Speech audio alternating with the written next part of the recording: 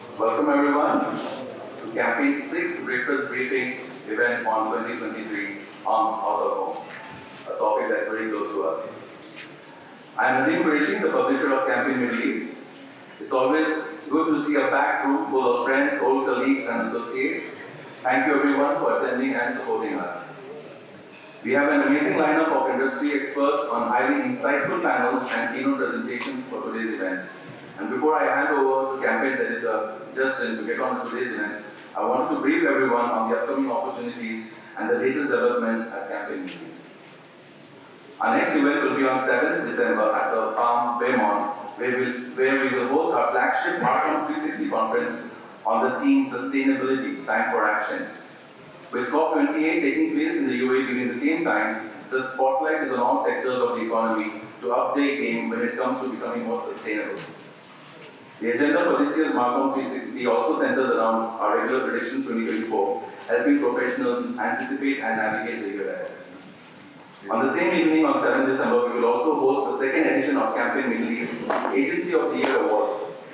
As you're aware, our Agency of the Year Awards focuses on the agency business success, that is year-on-year growth, financial achievements, agency culture, diversity, and the people and teams that are driving this forward. Here's a short video on the success we had last year.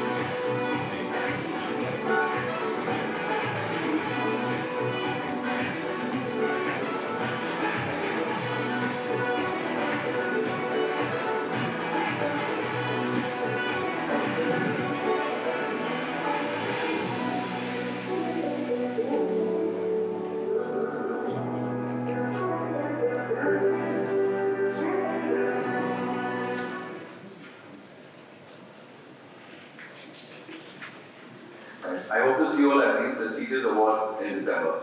Please feel free to reach out to me or Tyrone, there he is, for all events, partnerships and inquiries with Campaign.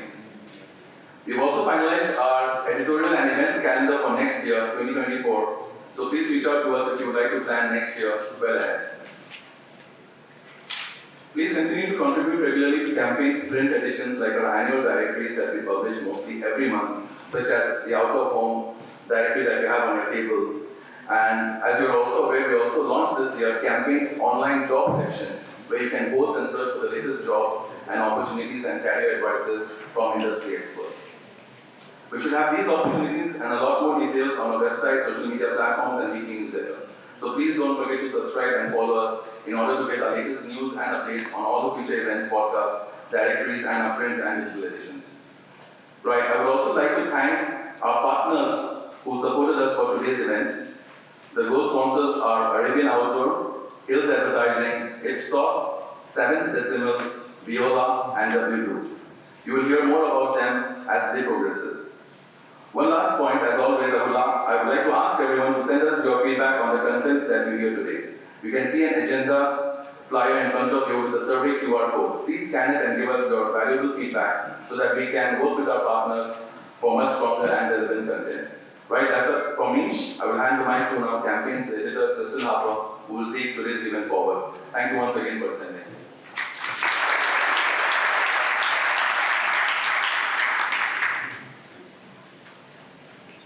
Thank you, Nadeem, and it's great to see so many of you here. Good morning. Today's out-of-home breakfast briefing, it comes hot off the heels of our out-of-home special edition, the Campaign Middle East, which is on your tables in front of you.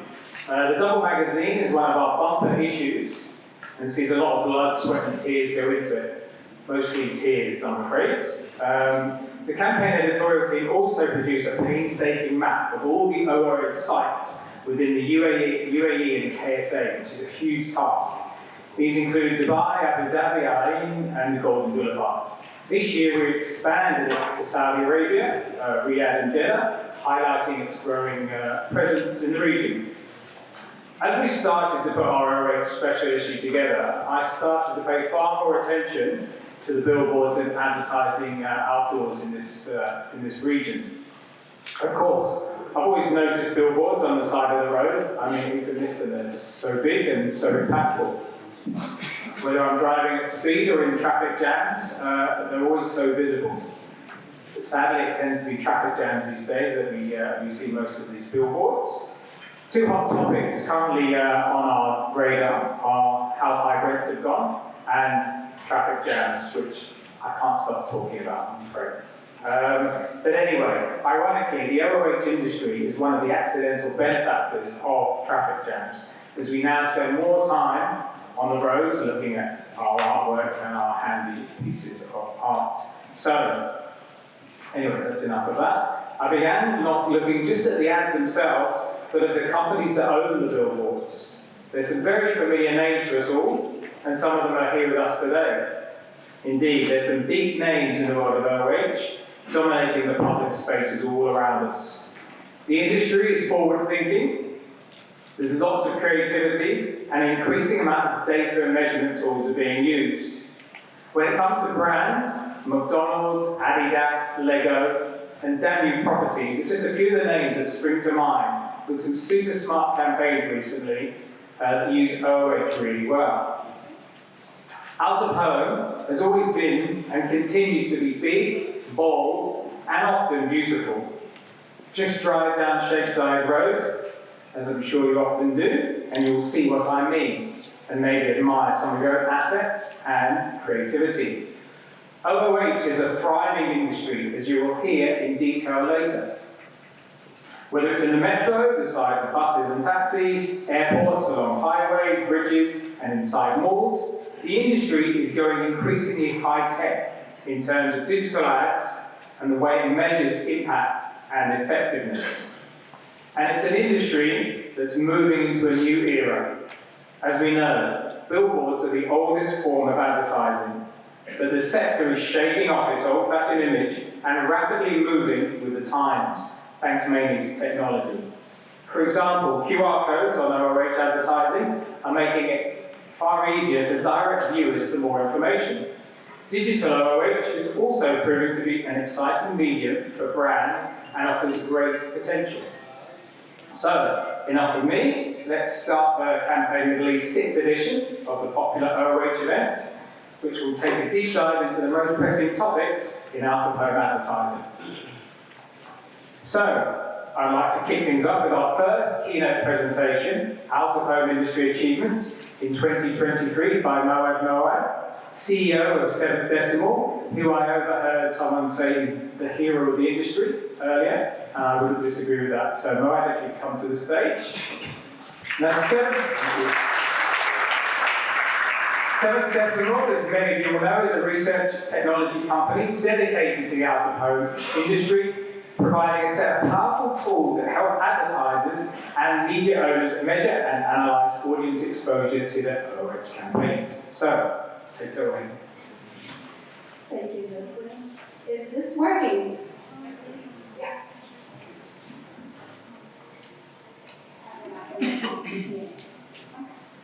Thank you, Justin, for the introduction. By the way, my name is Maud. It's M-O-D.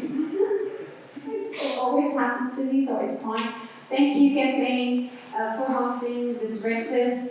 I hope everyone grabbed their coffee, because today we are celebrating achievements of the out-of-home industry.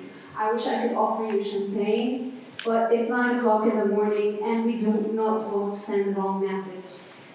So let's stick to coffee for now. and it is working. So today we will be discussing the out-of-home industry achievements of 2023.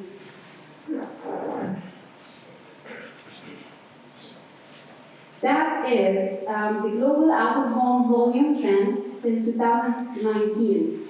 Yes, this is a $41 billion industry.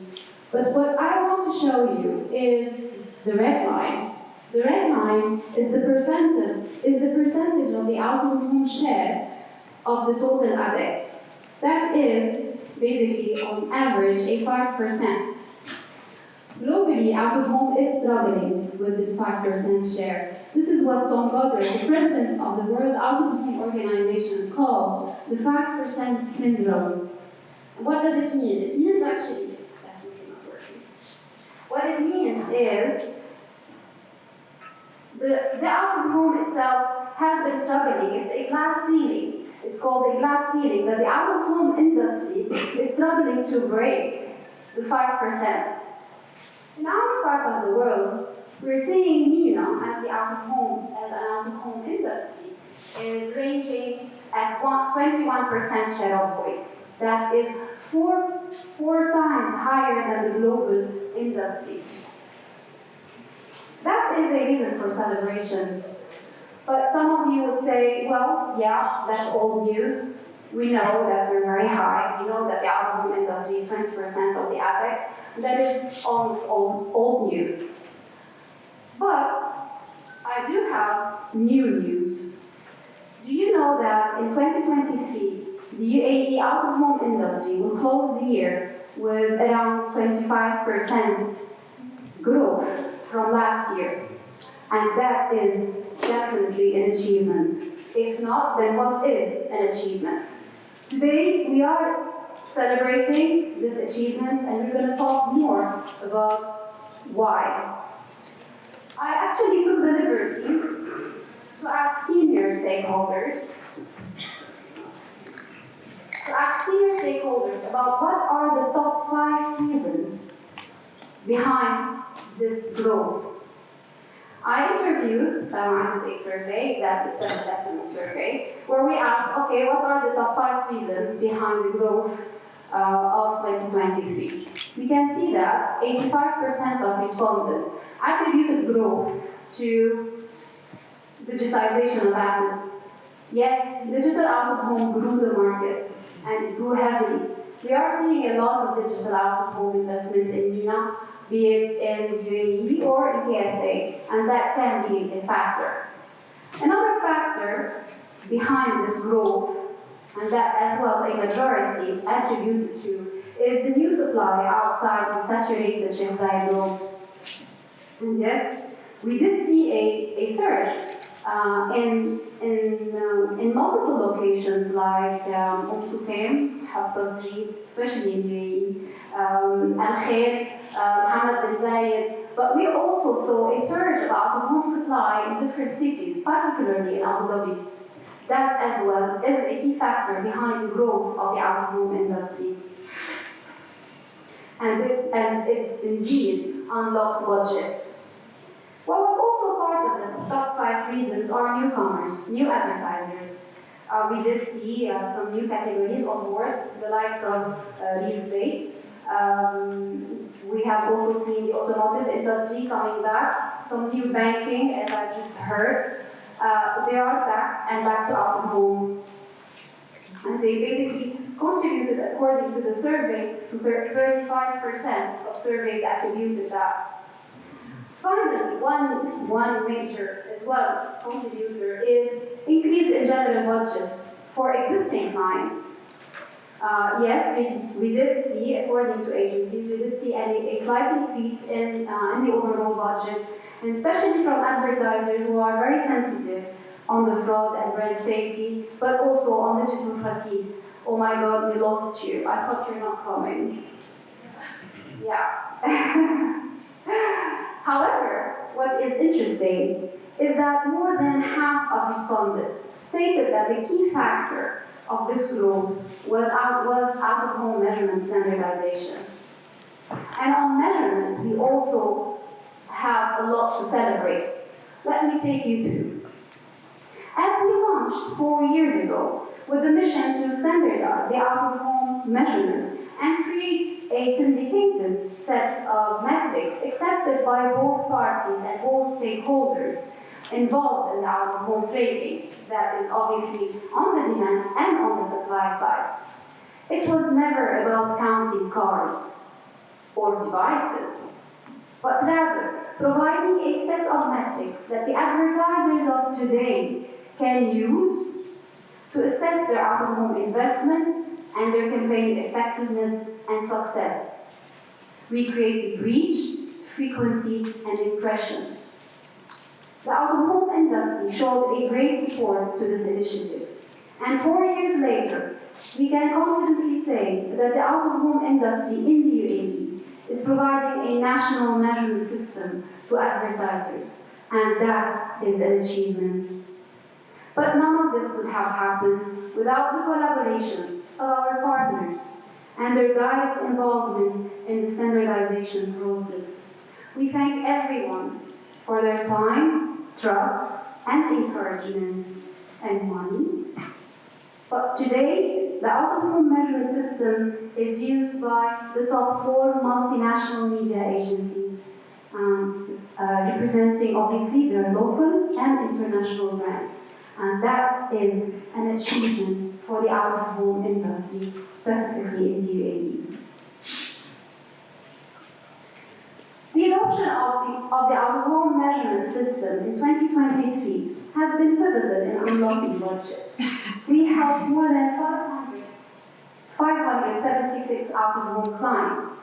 We saw more than 2,500 out-of-home campaign planning exercises on the system, with more than 1,600 campaign, post-campaign measurements. The measurement system also helped more than 10 MMMs, or marketing mix models, for campaigns and for clients, using weekly data or monthly data. On the supply side, 2023 also saw an increase of 125% of the measurable out-of-home invented on stage 2. And that is almost 32,000 out-of-home frames are now available on the measurement system. And that is an achievement.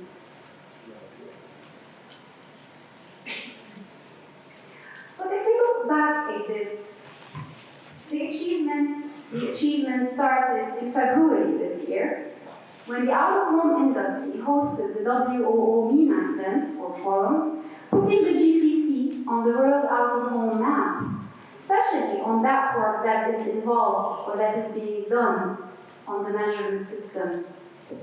7th Decibel also had the honor to represent our industry in most of the World Out-of-Home Organization events.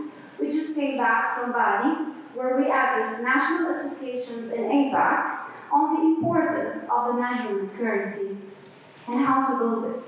The UAE became an example and a template on the global map of how to introduce a national measurement system. And we're very proud of that as an industry, as an out-of-home industry in the UAE. That is an achievement.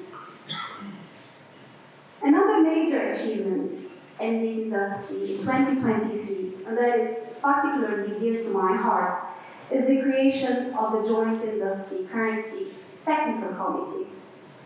This committee includes more than 26 members that who represent their corporate from both sides, media agencies and media suppliers, representing their corporate to draft a roadmap for the national measurement system. 6 task forces have been created. The first one is how to define impressions and to provide it to the industry. This is extremely important because the measurement system needs to answer multiple use cases for our advertisers, such as, for example, CPM calculation or impression multiplier for the programmatic DOOH, differentiation of ad formats for economic modeling, how to understand the difference, for example, between a large format, medium format, and small format. The second task force is the standardization of ad formats. that currently in our market, specifically in the UAE, are struggling. We have different app formats and they're not standardized. There is today a dedicated task force looking into specifically standardizing those app formats. The third one is place-based and transit media. There is a specific task force that is looking today into how to support measurement for indoor environments and destinations, such as malls, supermarkets, and metro stations. The measurement system needs to provide single-phase measurement and campaign effectiveness measurement on both sides. And that is currently in the pipeline, and we'll have a small surprise at the end of this presentation, but that would unify the measurement for both roadside and indoor environments.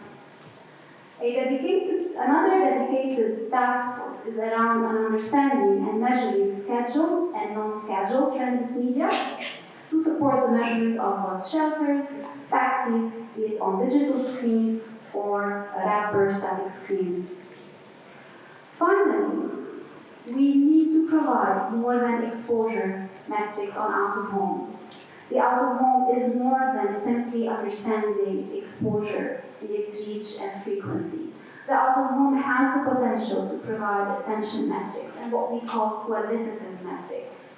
Qualitative metrics has a dedicated task force today that looks into an understanding or building metrics that focus on the human perception and attention on out-of-home. That will also be part of our task forces. There is a dedicated task force that would be tackling the impression multiplier on programmatic DOOH to unify and standardize the programmatic impression multiplier on SSPs. We're also working heavily with SSPs and different technology platforms to directly integrate the currency metric with the programmatic ecosystem. The technical committee has taken so far multiple decisions. One, we have decided as an industry to move forward with total OTRs instead of impression. We just changed the name again. But we will be moving forward with a metric called the total OTR. We will be hence providing as an industry reach, frequency, and total OTRs. The second decision that has been taken is to introduce likelihood to see or attention mapping to out-of-home as part of the currency and standardized currency metrics reporting on campaign level as well as on phase level or frame level. The impression multiplier is a third decision that has been taken at the technical committee that includes a standardized DOOH or impression multiplier on DOOH, and the integration with SSPs such as BroadSign will be done and finalized throughout the year, this year. We also joined forces with the IAB GCC to build knowledge and content around DOOH in partnership, of course, with media suppliers and agencies. The first paper that was published was actually published in May 2023, and if you haven't had the chance to read it, then I invite you to scan the code and have access to it. I really wish, James, that you take a picture for Hamad Aitani, who was particularly interested in having a slide on how the IAB is joining forces with the currency, with the national measurement system, on building content specifically for DOOH. We are also working now with the IAB on building the Lumascape, the digital out-of-home Lumascape. That as well, I think the paper will be done by end of this year. A final achievement that is very internal, probably, is the introduction of place-based measurement. With the addition of new resources and a Chief Innovation Officer at Panelists and Jacques Hamdan, thank you for coming today. We have introduced place-based measurement, standardized. That is basically heavily relying on modeling people movements in indoor environments. We will be providing unified metrics and methodology across the environment, and that is very important for media agencies and clients today to measure across roadside and indoor, be it in malls, in supermarkets, metro stations, and to provide a unified, standardized metrics across those environments. We will be providing metrics by phase and of course, aggregated on campaign level, and the reports will be provided for both roadside and indoor in one measurement. But eventually, we tend to look into the achievements without looking back a little bit into why are we doing all that? Why all this effort to provide out-of-home measurements? It's not because we just want to look cool. It's because we need to help our clients. And I think that today, in 2023, with the adoption of out-of-home measurements heavily across the top media agencies, leading media agencies, and of course with the support of media suppliers, both for their time, investment, and encouragement, we are helping clients properly assess the value of out-of-home and its contribution to the total media mix. I'm going to give you a few examples on how clients are using today out-of-home standardized measurement and how we can benefit as an industry all our clients to do the same. In Saudi, for example, SAB, that is basically the HSBC version in Saudi Arabia, has been using out-of-home measurement for the past 2 years. They generated for every single campaign that they ran measurement reports. And in 2023, 2 years after, we have seen that their out-of-home spend has tripled since last year. They also actually booked more than 7 times their out-of-home inventory. LVMH is one of the biggest out-of-home spender in the region. They basically run campaigns always on throughout the year, and they built their next year strategy based on measurement and data. It's no longer about how they feel about it and how clients feel about it or how agencies look at it. It's about measurement and about data.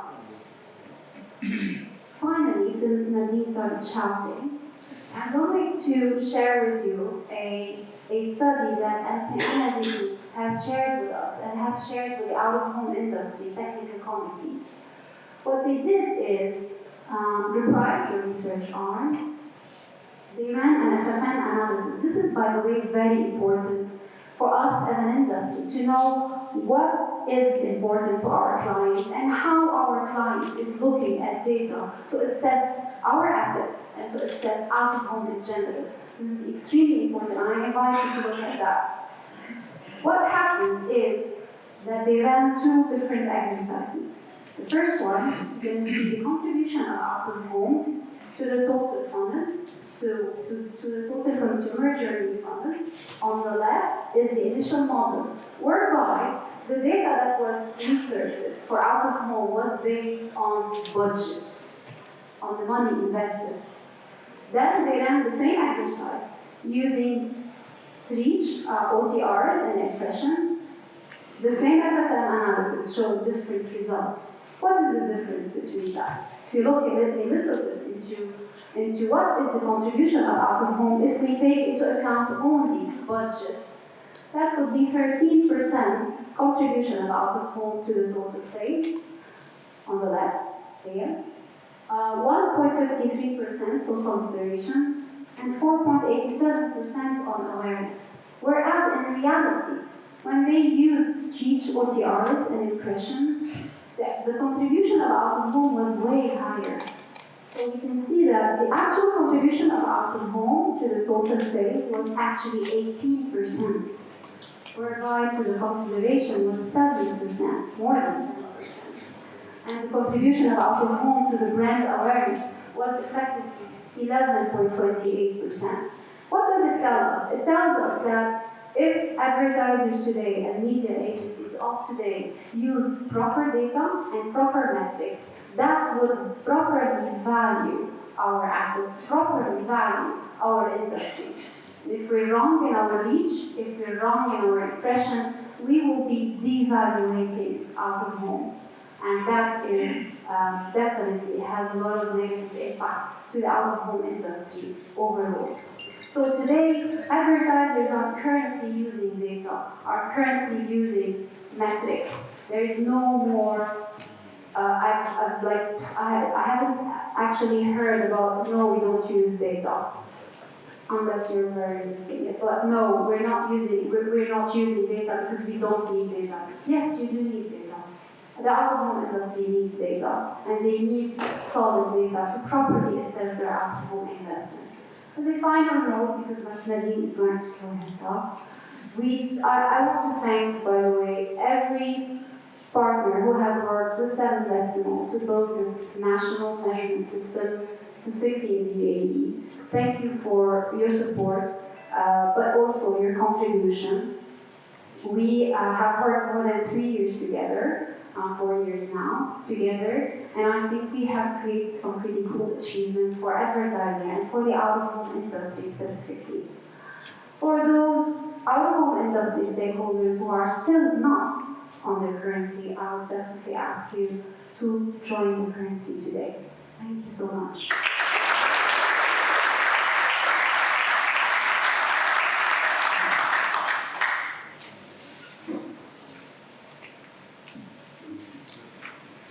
Many thanks, Moab.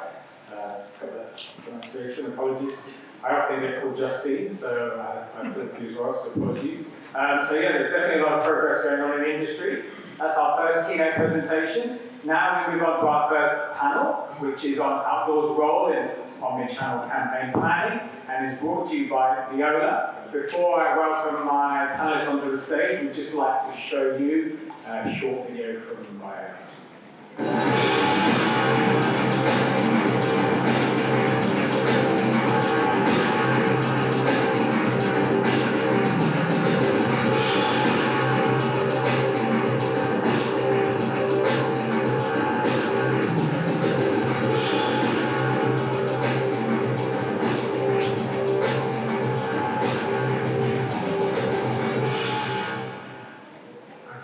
So I'll be moderating it. I'm going to be on stage. Can I welcome Henrietta Shakespeare, Executive Growth and Operations Director for Viola Communications, Jad Dow, Business Director at UM Levi Ahmadeh, CTO and co-founder of 7 Decimal, and Terry Murray, Head of Digital MENA OMD. Thank you.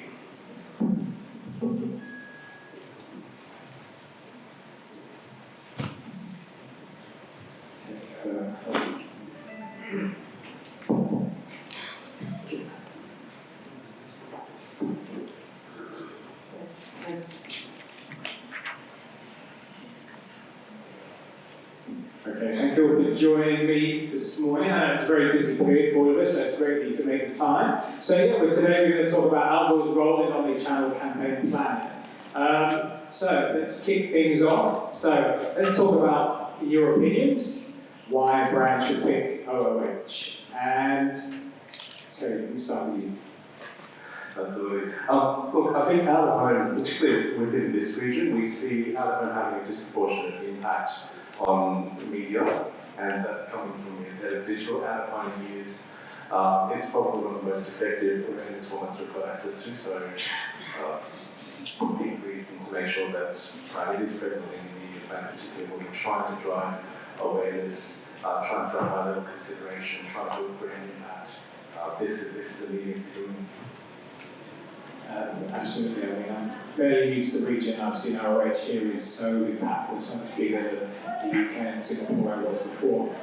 You also spent some time in Singapore as well, so what are your views on how brands can use this? Yeah, absolutely. I mean, I have spent 6 years in Singapore overseeing both APAC and MENA as two markets competitive.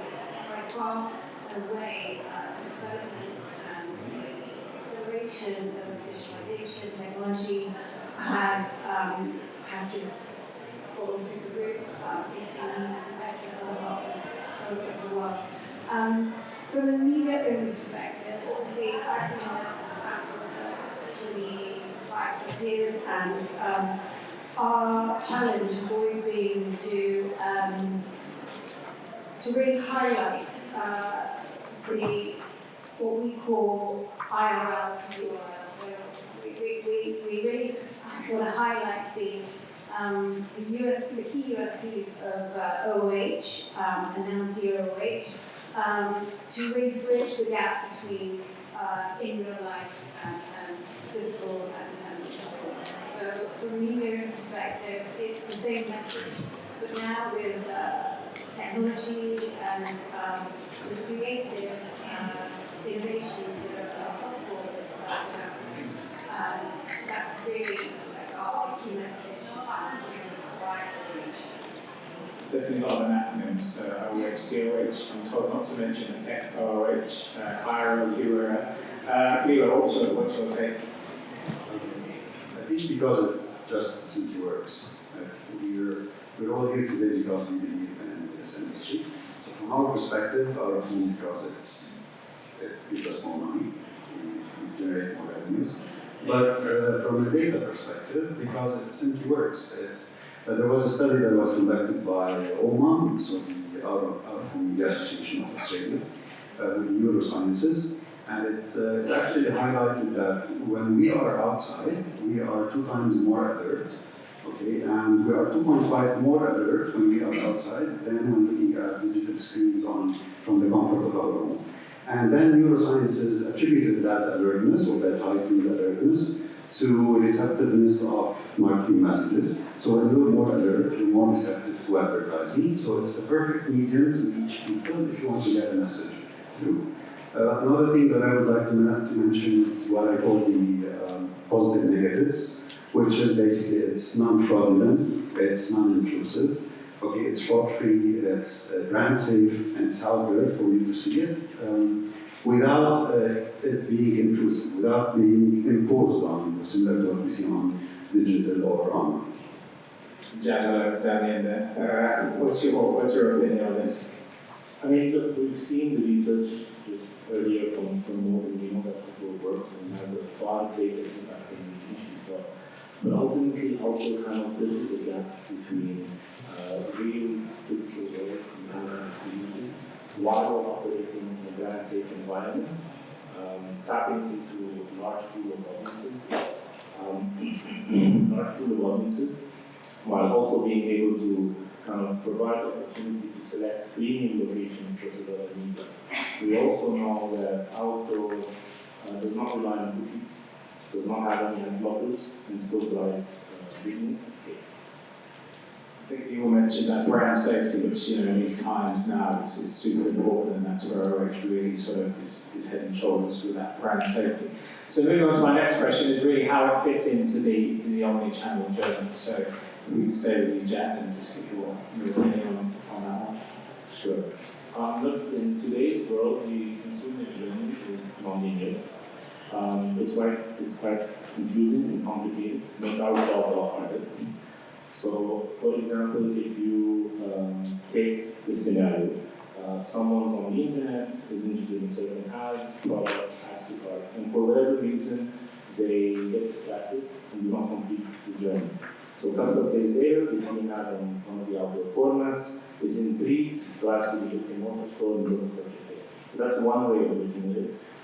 The other way, what we've seen at our agency, for the client of ours, is we've seen the direct impact that outdoor has on consumer demand, generating of more than 1.5 times the search volumes, which allows us to drive scalability and ultimately drive performance and efficiencies. We'll work our way back this way. I'm not sure as a measurement entity if I have a lot to add to that, but I would say that from if you look at the consumer journey, what Mo just showed on stage, it's part of that. It can be part of that omnichannel in terms of the priming effect that our phone has. So we know that this works. We saw around 11% or 17% contribution to awareness and out of home. And what was also intriguing is that it also has a direct contribution to sales, around 18%. Right? So whenever we look at the consumer journey funnel, out of home is affected at those different stages.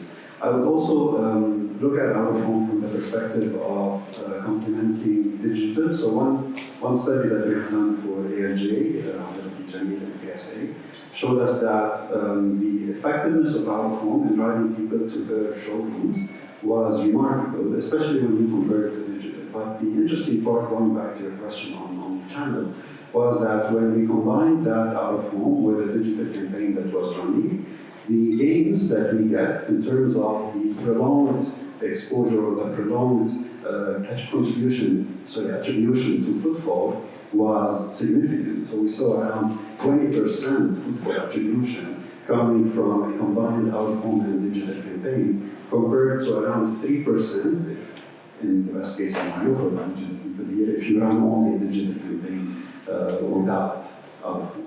So I would put it in that context that together it works well. It has a priming factor to complement other campaigns or other media channels, especially retargeting, and it has increased gains or incremental gains when used together and when measured properly.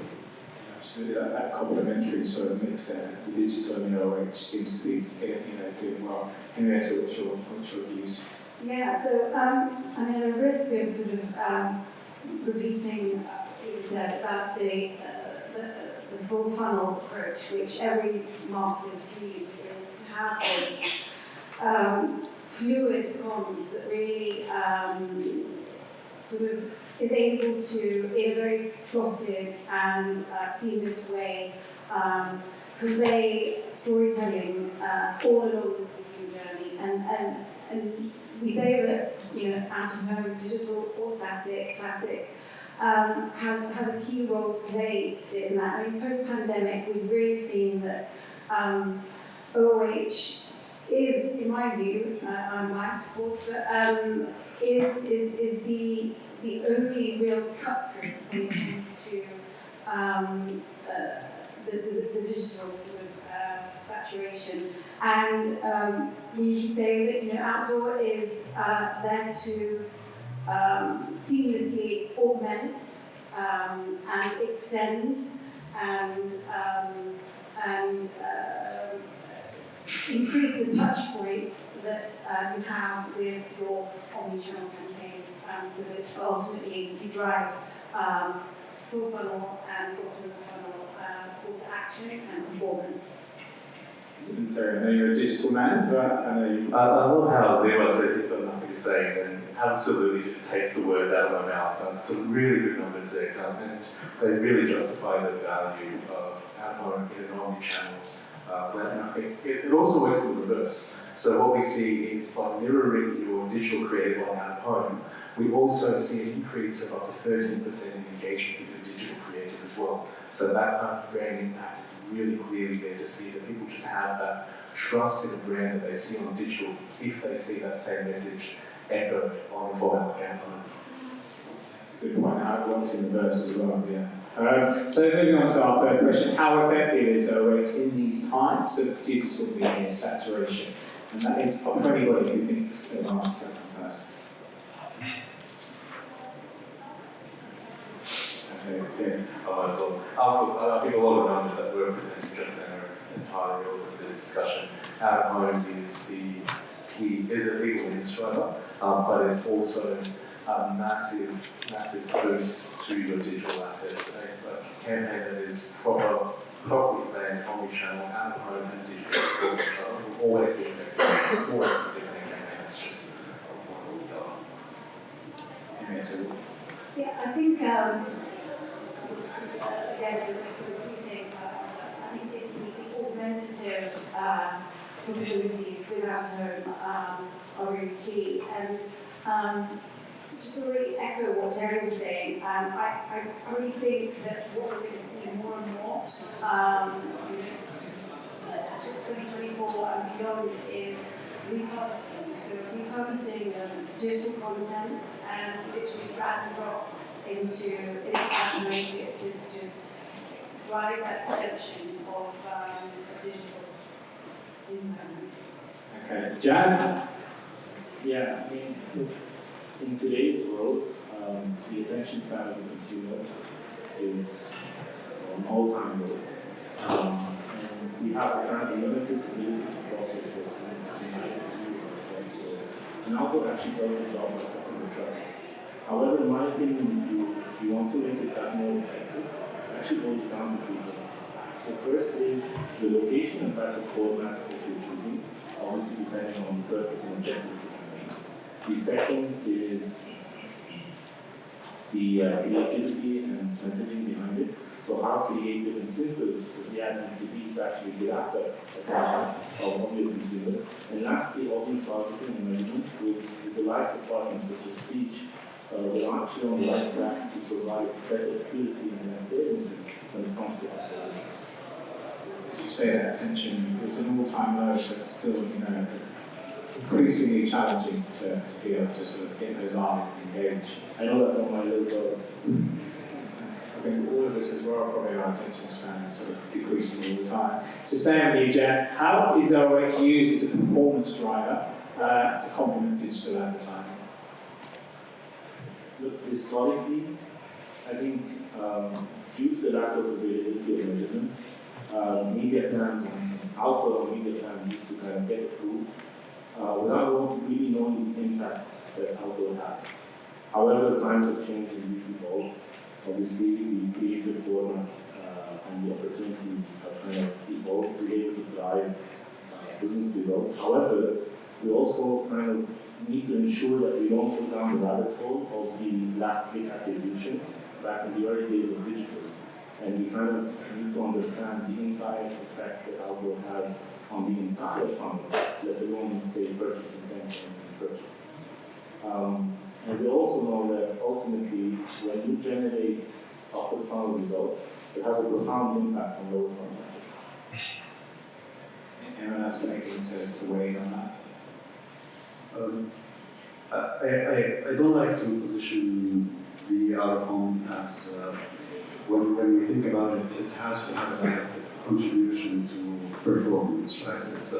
I like what Google said on the panel last year, whereby they said, let's not do out-of-home what we did to digital. Right? So let's not over-measure it, let's not over-put an effort on understanding its direct contribution to performance. Is it a performance channel or not? It serves a purpose. We saw earlier that it can have a contribution in the different stages of the funnel, definitely. But to say that it is a performance driver by itself, I think would be unfair to the medium. It would be unfair to any channel, actually, because like we've seen a lot of uptake on performance when it comes to digital campaigns. Like clients are more interested in buying based on conversion, right? From conversion as well. Because so cost per, it used to be CPM, then it became CPC, then it became cost per attribution, right? Or cost per lead, CPM. So I hate to transition into that as an industry, as an out-of-home industry. We are out there on the road. We serve a priming factor. We serve an awareness factor. We become a landmark. It's a statement to be outdoor, right? If you're booking the biggest wording on Sheikh Zayed Road, that is a statement. That is you making a statement. Can we measure that? Can we say that that is a performance driver? I'm not sure. Okay, but does it play a role? Definitely. If you complement that campaign with another campaign that is CPL based, for example, on digital, having ran an out-of-home campaign on a premium location for some time, definitely it has a contribution to that uptake in leads. Okay, but do we measure it today effectively? It's very difficult to do that. I think this is what agencies are doing with the econometric modeling. This is what clients are doing with the MMMs and FFMs. Okay, but still, I don't like to say that we have to look at it separate. Okay, is it a performance driver by itself? Probably not really. Is it a performance driver when we use it properly? with a proper creative in the omni-channel? Yes, definitely. Definitely going to say, Terry, what do you think? Let's not do to out of home what we did to digital.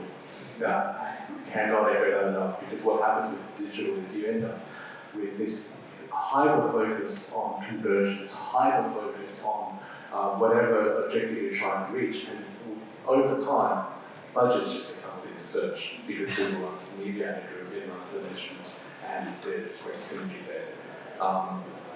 We need to recognise that measurement itself is never perfect. It is a running battle, as I'm sure the guys who said in Decimal do great work keeping ahead of the curve, but it is a running battle. So bearing in mind that not everything is measured properly, and just because it's not measured properly does not mean it's not having an effect. Any anything to add to that? Yeah, and brand fame and its impact is always something that we really struggle with, because how do you measure that contribution? Having said that, I think that we will always be challenged by marketers, by brands to provide evidence. And I think that increasingly with technology, by pairing DOH with mobile QR codes, AV, all kinds of mobile retargeting, we can, to some extent, provide proof. But like Terry said, we're doing that at the risk of going down another rabbit hole with digital and making it conversion based, which in a sort of full funnel way, we will never really be able to do. Good point. So the importance of comparable metrics and data, Leo, I know you're championing a bit to answer this one. Is it important to have comparative metrics? Definitely. It's definitely important. But I would like then to take a step back, right? And ask, why do we measure in media? Right? Why do we measure it? And in the context of the omni-channel, it is to prove contribution of that specific channel in comparison to others. Although we don't really like it, but it's what is being done. And in the context of the omni-channel, it's also to understand return on advertising spend, right? How effective was this? But having said that, I think that because out-of-home was the oldest medium today, it's the oldest, everything else, but it was the last medium to be measured, right? So TV measurement came first, then came digital measurement, then out-of-home. So because of this, I don't know if fortunately or unfortunately, we had to be followers in the metrics rather than leaders in the metrics. So we had to provide metrics that had to speak the digital language. So we had to provide impressions on our phone. Although probably a lot of you in the room here know my opinion on using impressions in our phone, I don't think it's a solid enough metric to represent what goes on in our phone. This medium is delivered differently, it's consumed differently. And I don't think it should be it's fair to the out-of-home to say that an impression on digital, or the IB definition of impression on digital, can be resonated or reflected effectively in an impression out-of-home, because it's just a different medium. But do we have to do it? Yes. Do we need it to be competitive? Yes, because we're followers here when it comes to measurement. So this is what we do. We provide a definition of impression that is compatible with the IAB definition on digital. We provide reach and frequency that is compatible with GRP on TV. Okay, for the hybrid planners on the agency side, to be able to take decisions that are based on familiarity. We know how to calculate CPM on digital, hence we can calculate CPM on our phone.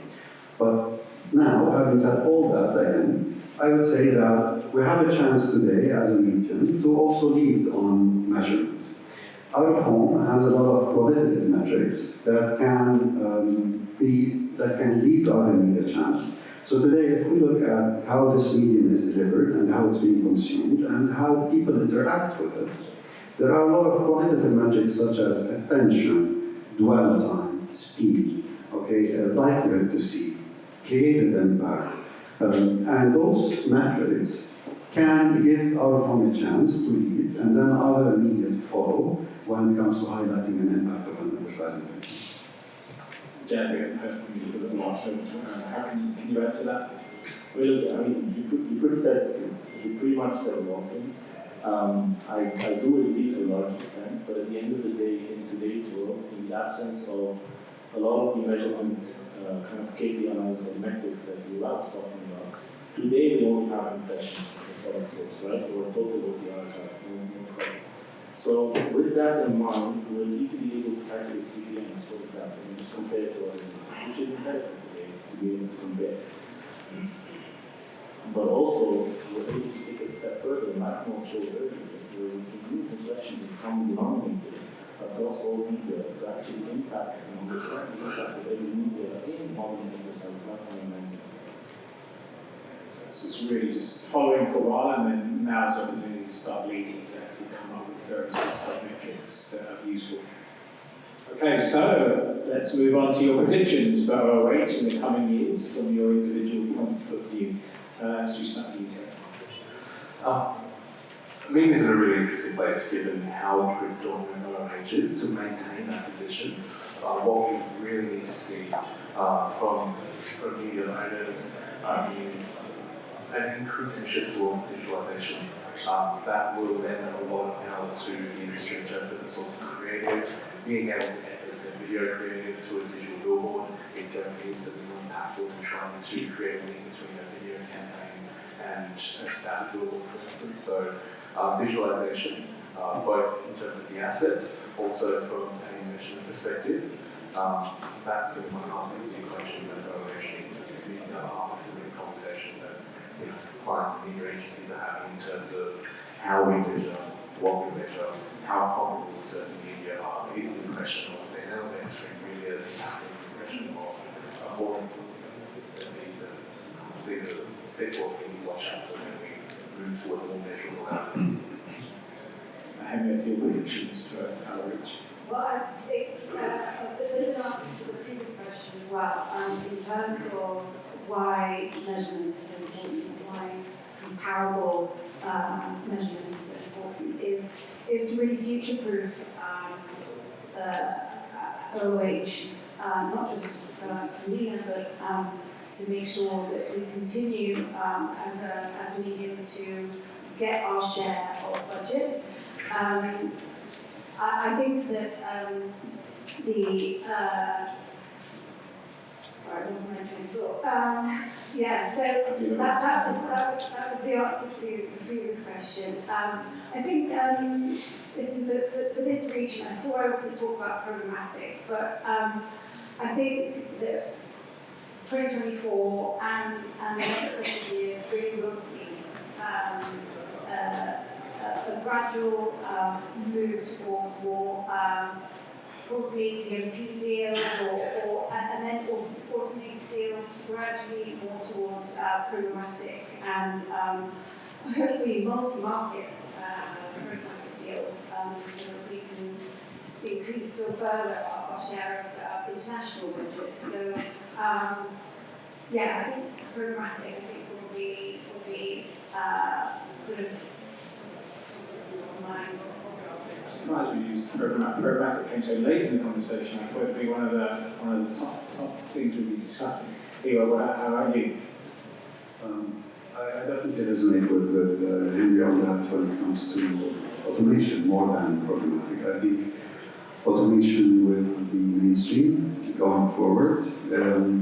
I heard Talon on stage one time said that we need to increase the willingness to buy when it comes to advertisers. Right? This medium, the easier we make this medium to buy, to trade. So by providing proper metrics, by providing trust, by providing proof, okay, and by easing that transaction through automation. So I think we will see an uptake in automation. We will also see out-of-home taking a bigger share of the pie. We have the metrics now to prove that. People are starting to talk about it more, and I think that's good news for everyone in the room. Finally, on the supply side, I also think we're going to see a lot of consolidation in supply. So we're seeing some mergers, we're seeing some acquisitions already in the market, and I think that will continue throughout the years to come. So all part of facilitating that ease of training, increase in willingness to buy from the advertisers. Jed, you get to say the last words for continue. Okay. I kind of echo the partners here. Digital out of home is obviously going to increase. With that, digital out of home DSPs are going to increase, paving the way for the likes of programmatic, automation, immersive experiences, etc. And I believe that's just the tip of the iceberg. With all the advancements of measurement that is happening, I think outdoor will definitely start taking a bigger share of plans moving forward. And I think the future of outdoor is actually very, very bright. Brilliant. So, again, I know it's been a very busy time for all of us, lots of work going on back in the office. So thank you very much to my panelists for joining me today. If you give them a round of applause, thank you.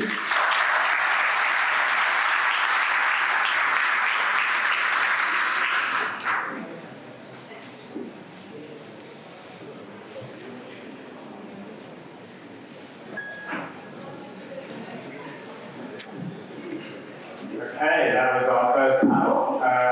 So now we move on to panel number 2, which has the title Maximising Impact, Creative Strategies in Outdoor Advertising, and is brought to you by Fields Advertising. Before I welcome the panelists on stage, we're just going to have a short video from Fields Advertising.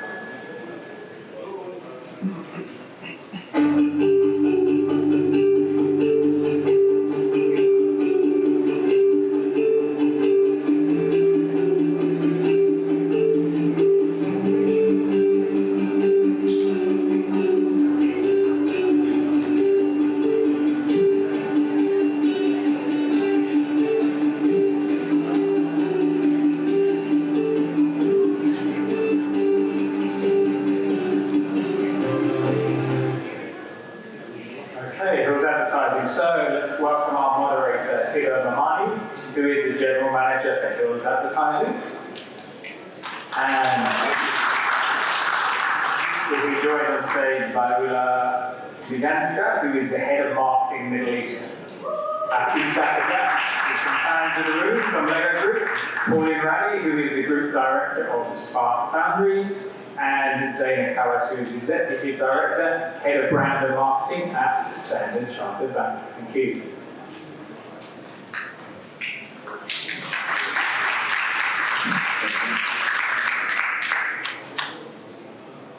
We're also very closely. Good morning, everyone. I'm Hila Mamani, the Managing Director of Standard Advertising, and I would like to welcome you all today in our discussion panel of maximizing impact through creative strategies in outdoor advertising. I would like to welcome our guests. Head of Marketing Lego in East Africa, Ms. Ula, with over 10 years in the Lego Group and recently author of fantasy novel, The Leather. Thank you for being here. And we have also Pauline Rowdy. Pauline has been with Publicis Group for the past 15 years.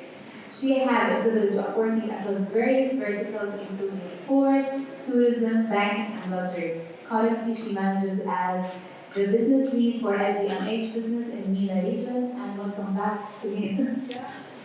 And last but not least, Head of Brand and Marketing at Standard Chartered, Ms. Zaina Kawas. Zaina has been in financial institution for over 15 years. And Zaina has been a key role, she had a key role with Standard Chartered in building the brand franchise across 25 markets in Africa and the Middle East. Zaina also proudly sits in 100 Women in the Finance Middle East. Thank you for being here.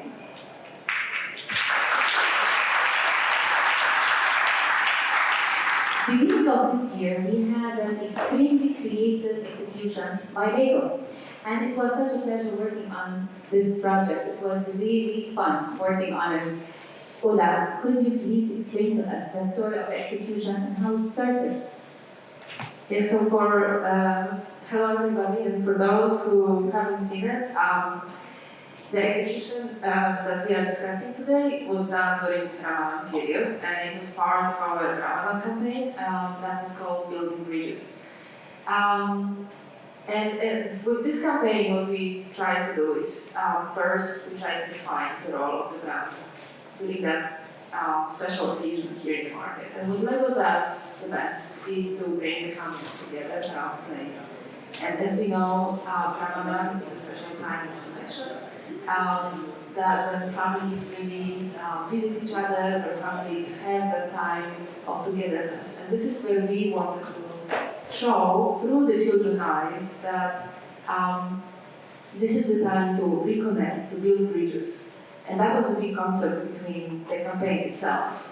And I think when you have the first big concept developed, that concept has been created by our wonderful creative agency, Be for Good. So that's the Fun Club. That's the one that's standing there. Then you take it as a brand to the next level by bringing everybody into the same room, right? So you cannot just work a creative idea and think.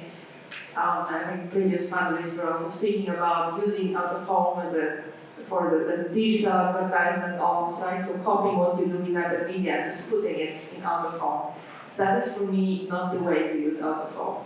So when we sit together in one room, together with media agency here and with our other partner, right? This is where we start young agency, and this is where we kind of look at this together. First of all, defining the role of out of home within the campaign. So with this creative concept, what role does this specific medium play in our campaign? How do we want to bring it to life is the second step. And I think that's what is very important strategic work to do, because not to tick the box of like, okay, we have a media plan, we spend this percent on TV, digital, out of home, and then just deploy it, but just first define that strategic role of that media channel in the whole landscape, and only then think, okay, what's the most powerful creative that we can do for that? And obviously for building bridges, we just could have gone with a single billboard, but we said, no, we are actually we're going to build a bridge out of the Lego bricks. And I think this was the big thing that has happened, and that caused a lot of people to do the loops on the Champs-Élysées road and to drive back and forth because they wanted to see Lego bridge over and over again. At least my friends were doing some of them texting me on this. And this is where also that the viral on social media, because suddenly one of the bridges over Champs-Élysées road was the Lego bridge. It was the Lego Bridge for a long time. Stayed like that for a very long time, the Lego Bridge. Thank you so much for your insight. And Nadine, from a planning perspective, do you first pick a site and then shape your idea based on the location, or the creative plan first from your end? So before I answer this question, I would like to share what our definition for outdoor as PPC and working on LVMH. Because as you know, LVMH are leader when it comes to storytelling. So for us, outdoor is a canvas that really drives social amplification. So we don't, and what it means is today outdoor they are really going beyond geographical territories, because we can be in China, in France, and then we still can see and engage with these outdoors. And why? Because they have a story to tell. So of course today, like we always used to say, one side doesn't fit all, yeah, of course. And we do believe that creators or brand, they really need to tailor their message based on the placement that they are in. And then on LMH, we started to see a lot of involvement. I know there's a lot of guidelines, and I know that it's a global brand, but we're not saying for every single campaign you have to put the creator at the center of what we're doing, and then you take it and you adapt. Today we are changing this methodology. We continue to do business as usual. We want to drive footfall, we want to do a brand statement. But again, today, how can we use this canvas and build a strong storyline? So I'm not sure if anyone saw Bulgari. We had the latest campaign, which is celebrating 75th anniversary for their third party. And this is where, and it's a global brand, and I'm sure that you know the guidelines, but we wanted to make sure that we are relevant to the market. And this is where the placement led the creative. Okay? So again, there's a lot of work to be done, but at least when global brands are starting to listen to us, I think this is where outdoor platforms are taking it more seriously, not adaptation, but more creative, real creative that suit and blend within the places they are in. You think completely out of the box when you pick the site and then you adapt. You arrange the article based on the decision that becomes up on It's a lot of hard work, but you need to have the word like Lego did. Like today I call it Lego Bridge. Yeah. With a big For a long time. It's been a legal version. I guarantee you. You should keep it. Then, after being active in Africa for several years, Standard Chartered suddenly took an internal decision to stop all outdoors, correct? And then now we see that you have come back very strongly. Could you please let us know what are the drivers behind those decisions to come back and why you withdrew from all advertising? So for us, it's quite different. Both of my peers here, they are very exciting brands. We're a financial institution, so we're not as exciting. So it's quite difficult for us when we look at creative. But the reason for us to pull out of outdoor was maybe a bit technical, so please bear with me. We're a public listed company, so we have a sustainability pledge. So we have to pull out with anything that does not contribute to carbon emission footprint. So that was one of the main strategies we decided to pull out, not only from outdoor, also from anything that contributes to carbon emission. That is the first one. The second thing is, at the end of the day, we are marketed, but we do report to the business, which is basically your financial institution, the traders.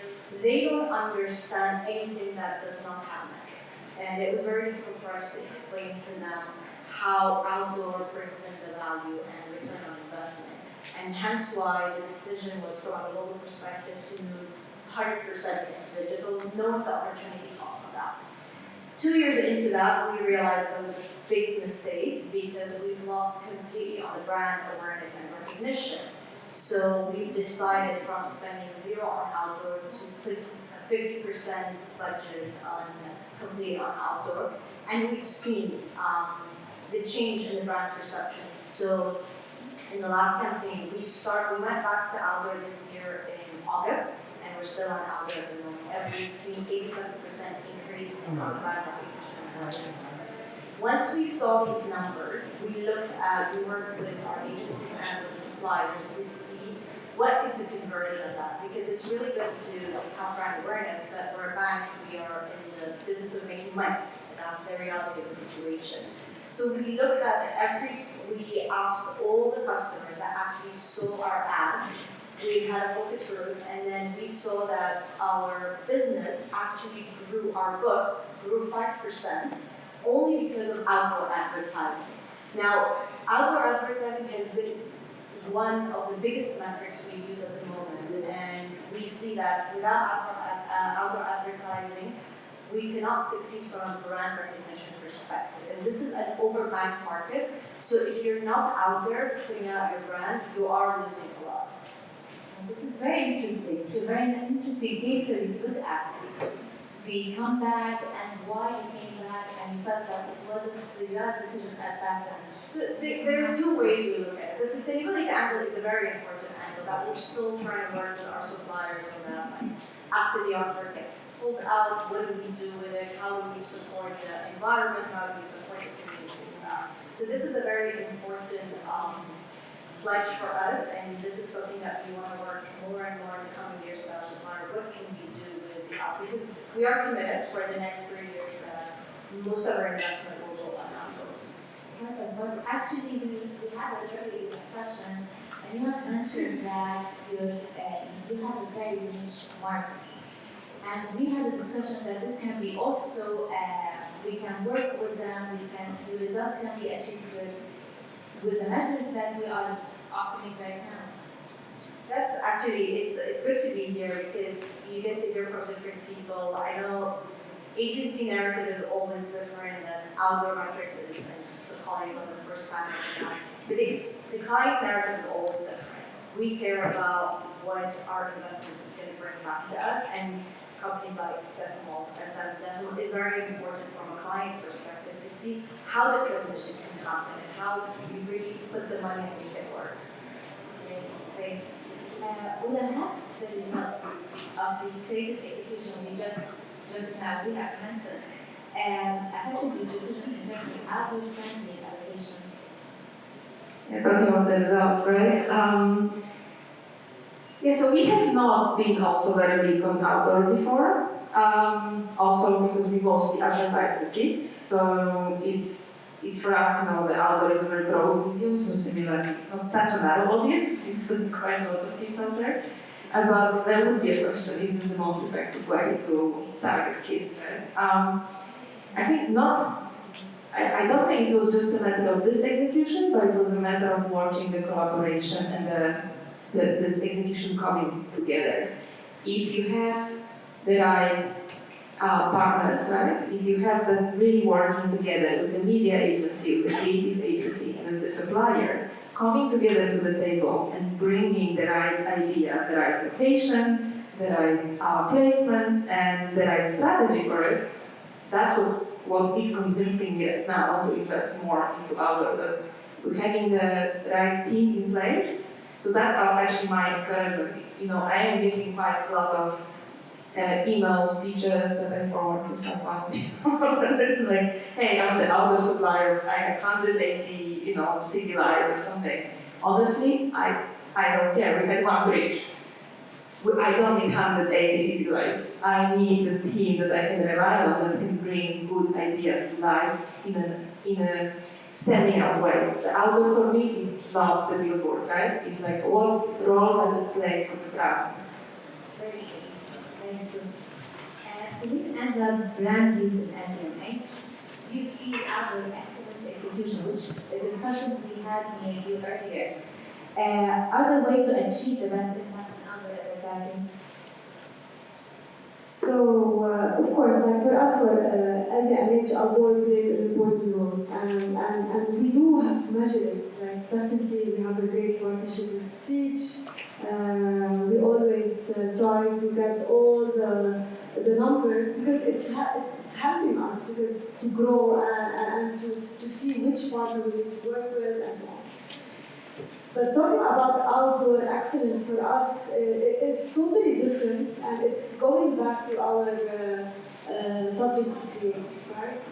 So for us, we see a lot of evolution when it comes of outdoor fueled by industry.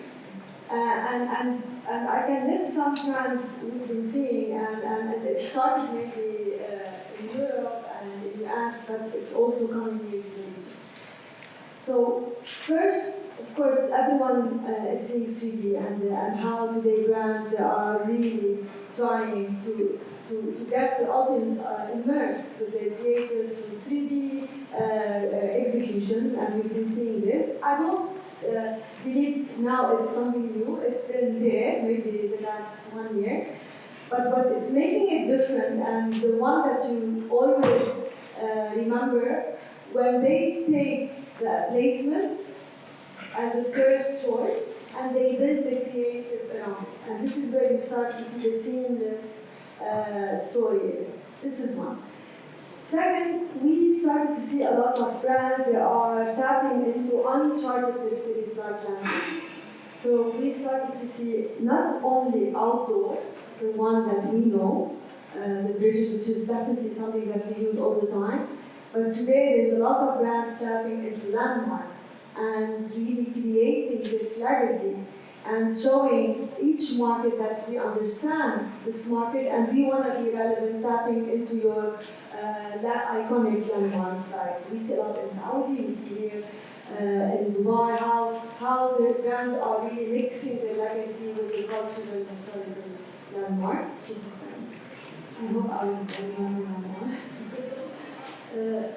Third one, and we spoke about, the other panel spoke about how we are, we call it digital, which is physical and digital. And the way how we are actually applying it for LVMH is, the story it always starts with an outdoor panel, and then the audience can really engage with it online. And this is where we call CGI content, and also with this lady for the gallery where we're mixing their brand, creating this discovery or treasure hunt. So it starts on outdoor and you can continue it through the content that you see on social. So this is something that is growing, and the biggest brand they do it, and they start with News, where you see that they're creating a bigger, nice outdoor location, and then they build content on social, so they're mixing both realities, physical and digital. And the last one, just you were saying about the bridge. Today, there's a lot of brands building long-term relationships with partners like you guys. And even this is something that's lasting beyond 1 year. And what we call it is patrimony. So brands now, they do have patrimonies, and this long-lasting relationship is really extended to people they call this landmark by the name of the brand. Like Lego Bridge, like I still remember when I used to work on Amherst NBD bridges. Even if I want to go to a showroom, this is after bridge. So it's a landmark. So I think these are things that are growing and tapping into innovation. And today, we started to see a lot of the impact of outdoor on the internet, because you can see that searches increase whenever we have an outdoor, and now we started to put more measures in terms of reach, OTR, and today we see the value of the SOB. So, like, we see a lot of brands from the show, they take sometimes 90% SOB. And not only that, and this is the last thing I will add, today it's a battle of less is more. Yeah, maybe I'm gonna have less placement, but I wanna go, as you said, go big or go home. So this is another thing. So less placement, but building on, maybe you choose landmark or you choose a key location on satellite or in mall, but you make it really massive. Yeah, maybe back again to our subject is making it impactful. Exactly. Through creative placement and of course share of voice, because again today you're competing not with only your category, but you're competing with other brands, and especially in the EU we call it the battlefield. So, but again, in UAE it's really mature. The outdoor is mature, especially for us as luxury. We see a lot of improvement. We see a lot of inventory from everyone here, and we thank you for that. And we really want you to push more in town, because we really want to grow there, and we really want to also bring our legacy there as well as a We discussed me and you also earlier the thinking execution, and you were a big fan of the idea. Yeah. For us, the 3D is another evolution where you're using innovation in a way that you are immersed, and also there's a lot of the time that you discover those 3D activation on social media because consumers are sharing it. This is where going back to how outdoor is becoming a canvas and how people are sharing their experiences. And this is where brands today, and we always push. So don't really think of outdoor as another placement. Think about it as a canvas where you can get so creative, and at the end you will be more memorable. And especially with what's happening now, there's a lot of competition, and you have to stand up. You're right. And then going back on something we are just right now to discuss is from your experience in the corporate side, how does open communication and formation and transparency triangle between you, the media agency, media supplier, and the creative agency, how do you feel that will affect your creativity and messaging? I think it's very important because co-creation is what gets the message right. And I want to touch on Coleen's point on 3D. We went into 3D and it was a complete disaster. And the reason it was a disaster because of the lack of communication between the agency, the client, and the supplier. And the supplier only came to us on the 11th hour to tell us what we had in mind does not work. And this is the start of basically, from a client perspective, we have a mandate that we work with the suppliers directly as a three-way. Any plan, any creative that we want to have, the supplier is more important than the agency at times. And the reason I say that is that most of you guys are suppliers, you understand more what works and what does not work. Because as a client, we have our own set of things that we think that works. We've seen it in Japan and Korea, and we think it's great. But when you come to local market, it doesn't really work. And this is the problem. The agency always wants to keep us happy. And that is the problem of the lack of communication. So co-creation is very important. Planning together is very important. I'll give you an example. On the investment banking side, we co-create with the supplier directly, and the agency comes in at last. It's because they understand the market, they understand the trade flows, for instance, they understand the stock market more than the agency. Sometimes things are a bit technical, so it's very important. On the retail banking side, it's much more easier when you're talking about mortgages, credit cards, and you guys see it a lot in Aldo. But when you want to try to make a creative execution for a bank on a 3D, if the three are not sitting together on the table and really hashing out what works and what doesn't, creatives become a challenge. And this is what we've had. We spent a lot of money on a 3D execution. We were just after Bulgaria, and it just did not work for us. We made it because of Bulgaria. And that's the thing. Do we want to stop doing 3D? No. We want to do it. We want the supplier to come with the creative solution and work with us directly and the agency of how to really use this as a canvas, because, as I said, financial institution, we're not a fund. We're very product driven, we're very rate driven. So for us, we cannot have a nice image and that's it. It does not create any search for us. If you don't have the right message, if you don't have the right execution, on 3D you fail completely. And that's why it's very important to co-create that with the agency and the supplier and not to have silos. Just added the point that I think all the owners really emphasize on this. We need to be engaged with the campaign. We need to be part of the campaign. We can't be the only outlet of the campaign. We need to be part of the creation of the campaign. Thank you so much. And actually, okay, I think the lead is showing us the sign actually. So I think it's a wrap for this discussion. And thank you so much for being here. Thank you for joining us in this event. And it was really insightful hearing it from a brand side and agency side. Thank you so much. Thank you.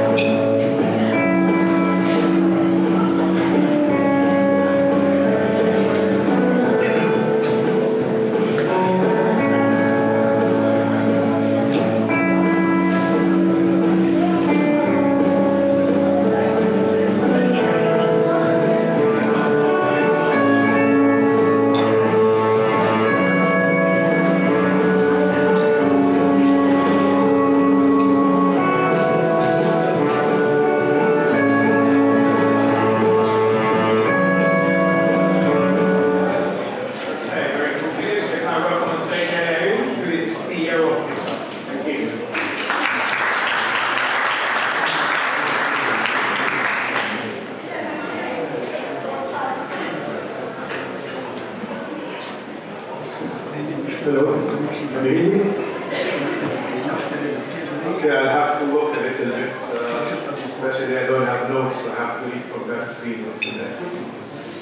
thank you for having me. And I'm going to take you through some data that we have prepared globally and also from this region. Especially that we need today to talk about out-of-home and the importance of out-of-home media. So, this is my first slide based on a study that we do. We test advertising effectiveness here in this region. This is our database in UAE based on measuring and testing around 3,000 ads in UAE. So it shows how effective is the channel in brand recognition. So as you can see, TV and out-of-home are somehow equal. What we do, if you don't know, when we test an ad, we don't show the brand. So people, they have to see the creator, and then they have to know or assume or recognize the brand. When it comes to brand linkage, it's somehow very effective, the three media. But as you can see, TV and out-of-home media are very strong when it comes to brand ads recognition. Another important slide, again, I'm here to talk about we measure all media, I'm here to talk about the effectiveness of out-of-home, of course. This is a global slide. Globally, you can see that the CPM of out-of-home is $6.41 US, while the average of all media is 12.2. And this is very important also for guys working in out-of-home media. Now again, some global stats. So there will be some overlap between what more presented and myself, since we both work in numbers. So totally, the advertising spend is $36 billion, out of which 5% is for ads. Now there is a big debate if this number is good or bad. Is 5% low? Is it fair? Is it? I'm not going to talk about this, but if you ask me my opinion later on, I can tell you. Globally, and if we go by region, if you look, the highest share goes for Asia Pacific, because mainly it includes also Australia, Japan, China, those big countries, so it's $15 billion. Then North America was $9.1 billion, Europe with around $9 billion, Latin America was 1.2, and Africa 0.7. We estimate MENA to be in 2022 for exactly $1.23 billion. This is our own estimation at Now, when it comes to, again, this is the share, I think this slide also was shown by Mo, so I'll skip it. Now, what are the top 10 global out-of-home markets? So, as you can see, the US is the first with around 8.6 billion, 8.3 billion for China, Japan 2.9. We reach MENA. We consider MENA as one country, because this is something, I work for a multinational company. We're present in 90 countries, and they always look at MENA as one country, not as a region. So it's 1.2. It comes behind, directly behind United Kingdom and France.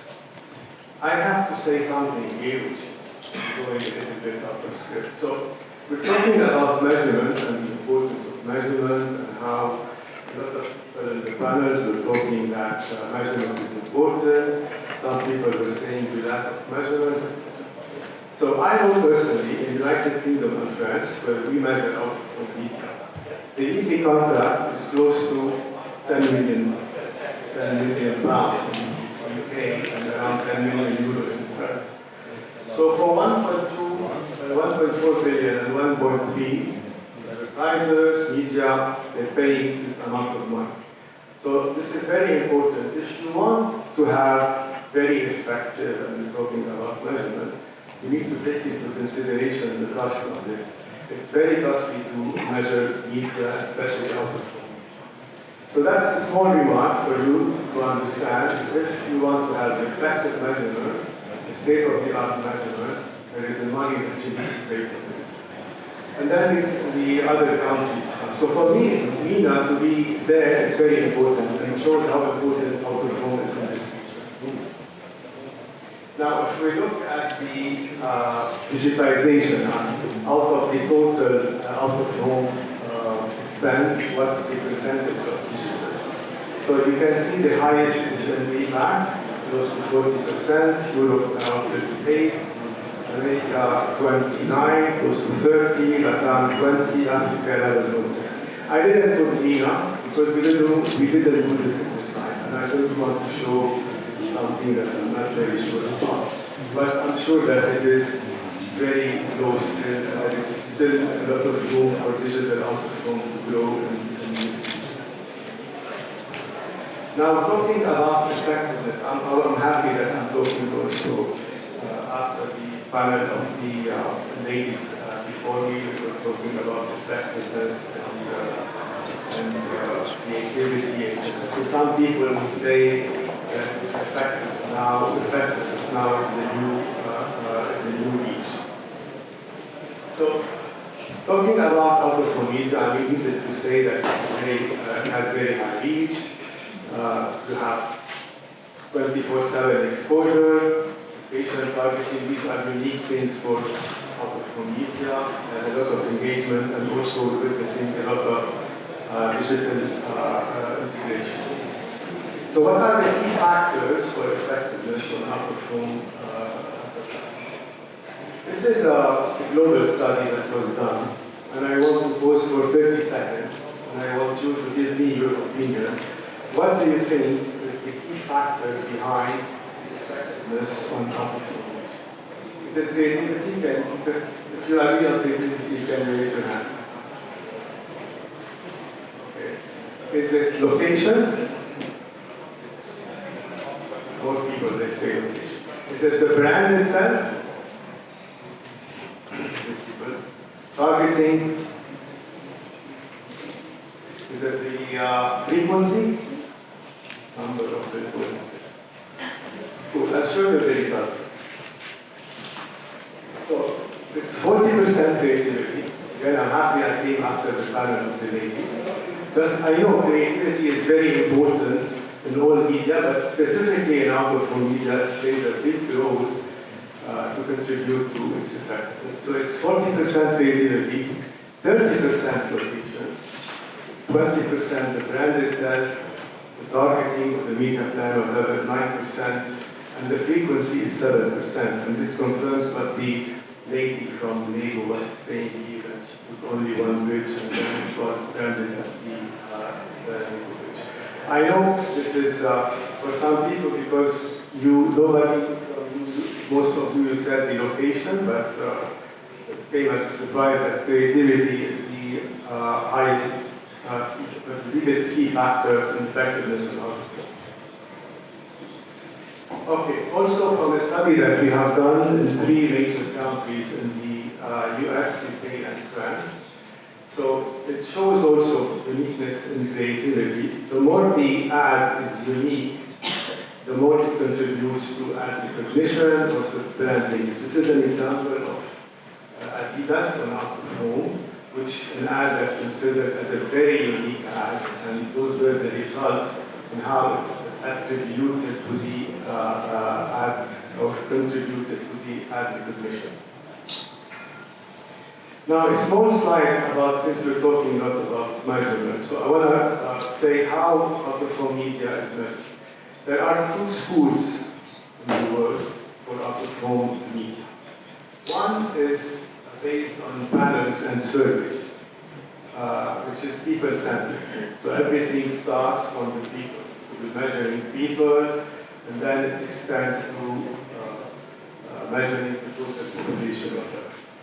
The second school is based on tech only, measuring mobiles, SDK data. I'm not going to say which school is better here, so it's not for me to say that.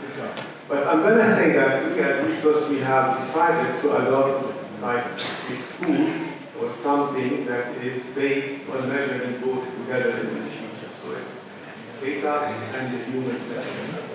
Why we're going to do that, or why we're doing that, we did that unfortunately, because of the unique characteristics of MENA. So some things, for example, and we face this a lot at Ipsos, as I said, we presently have the advantage to have access to 90 countries, and we know some things work in some country, other things they don't work.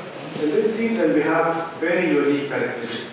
So we have the cultural diversity, which doesn't exist in many countries of the world. You can see, for example, in a country like UAE, it's not easy to measure any media with such cultural diversity, and the audience demographic also. So you have maybe in one country 100 nationalities, where you have to take them all into consideration, which is something also that is unique in this region. High mobility also, I can tell you that compared to other regions, this is a region that is considered that people, they move a lot, they drive a lot, etc. The infrastructure variation is a very important point. You don't find this, for example, in Paris or in London. So it's a saturated market. You don't have a lot of changes in the infrastructure. While, for example, here in this region, it's always chantier, and I don't know how to say it in English, but it's always work in progress. And of course, the digital transformation, which is something that is not only unique for this region, it's for the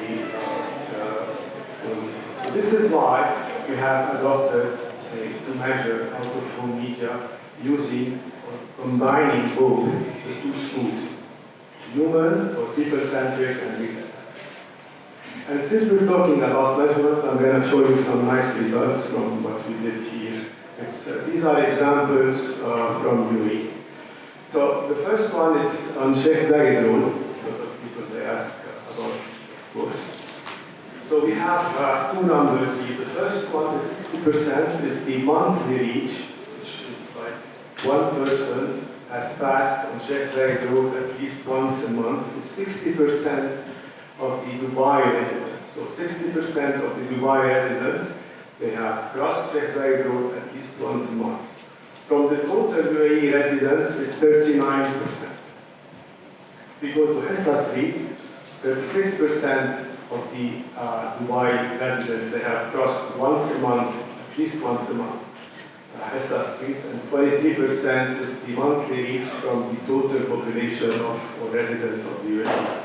Al Khair Road is 46% for Dubai residents and 29% from the total population. And this is another important slide. This is the penetration of out-of-home formats, which means from the total population, 82%, for example, they were exposed at least once a month to one bridge in UAE. 81% from the total population, they have been exposed at least once a month to a lamppost, one lamppost. 80% to one scaffolding, 76% to one unipole at least, and 41% to at least one wall sound. Let's talk about the value of out-of-home advertising. So, talking about 5% from the total advertising, from the out-of-home advertising, total advertising globally, out-of-home is 5% only. In MENA, it's 20%. That's an amazing number. But what does it mean? I mean, if you ask me as a researcher or an analyst, how do I analyze this? Okay, we can say this is a very popular media, it's an effective media, but the difference, look, it's very big, 5% globally, 20% here. Does it mean that salespeople in out-of-home media are very good salespeople? Maybe, yes, I think so. But in my opinion also, it's a very big and challenging thing. You need to, because it's a position that you need to maintain. And a lot of people, I hear it, okay, we measure all media. So when we sit with, for example, people working in radio or people working on TV lately, I would say 20% share for out of home is very big. I mean, there is something wrong. Some of these budgets should go, for example, to radio or even to print, I don't know, whatever media. So you're in a position that is very challenging. You've done a great job, in my opinion. the market will still grow, and your challenge is to keep the same pace, at least, of the growth of the market to keep this share. So I would say that you have very challenging days ahead of you, but you have to give yourself a tap on the shoulder, especially people working on sales, because you have done, in my opinion, a very good job in this region. Now, if you look, for example, at the total media advertising expenditures in this region, I'm talking, so from 2018 till 2022, the only media that was growing is out of home, talking about traditional media and digital, of course. So out of home witnessed a growth of 64% from 2018 until 2022. While TV, for example, declined by 18%, radio lost half of its value, print 35%, cinema is somehow stable, and of course a big growth for digital. So the only two medium that have witnessed a growth are digital and out-of-home media. This is a very important one. I also want you to remember it. So we took the 50 brands in UAE, in the region, so top 50 brands in terms of advertising spend. 85% of those top 50 brands, they have used out-of-home media in their media plans, whether exclusively or whether in a media list. And this is huge in my opinion, and I don't think it's done anywhere in the world. So, top 50 brands, they have used out-of-home, 85% of them, they have used out-of-home media in their media campaigns. Another important one, the real estate advertising is 45% of the total budget of real estate, and we all know how big is the advertising budget of real estate, is allocated or spent on out-of-home media. And this is huge. Again, this is challenging for you because, I mean, you don't want to witness another real estate crash in this region, hopefully not. So you have also to take this into consideration. So finally, my last slide. I'm very punctual, by the way, I told you that. Okay, so if I want you to leave this room with a few things to remember, other than me, of course. So we are working in a very challenging market. Okay? And I explained, for example, how this is affecting the way we measure media here, how this is affecting everything. So it's a very challenging market, multicultural, lot of nationalities living here. The second point is that the share of out-of-home advertising from the total advertising in this region is 4 times larger than the global norm. And this is huge. This is something very big, and always we are asked about this. What do people working in out-of-home media in this region do differently than other places in the world to get this high share? The third point is how out-of-home media is cost-effective. I showed you the CPM versus global. And of course, the fourth point, which is the speed or the easiness of integrating technology and innovation. And I showed you when you have a creative ad, for example, on out-of-home media, how much it contributes to the brand recognition, etc. So for me, these are the 4 key points that I would like you to remember from my presentation. And that's it. Thank you very much.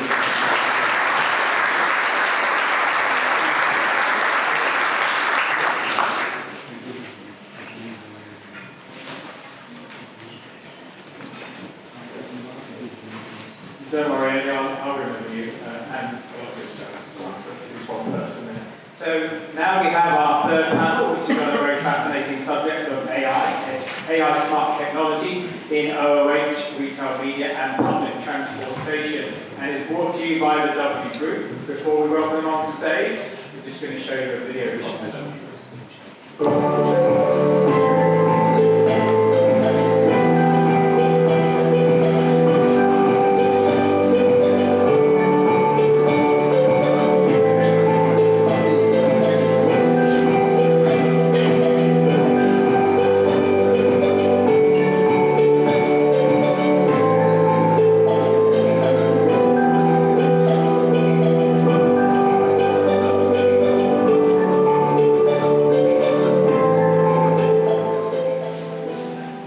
Okay, so let's start with the moderator, Philip Matter, who's the Group COO of the Group.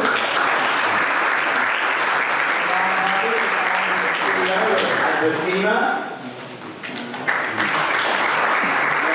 Who's the Media Planning and Buying Manager.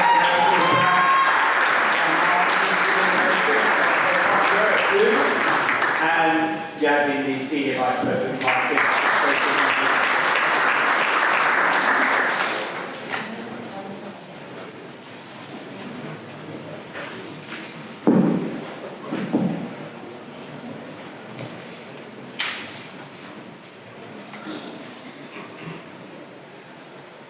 Thank you. My name is Philip Mata. I'm the Group CEO of W Group.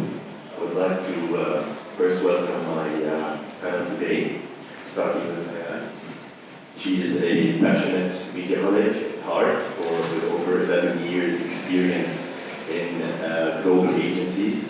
Today she is the media lead at Do Telecom, overlooking all hybrid go-to-market media buying and planning strategies.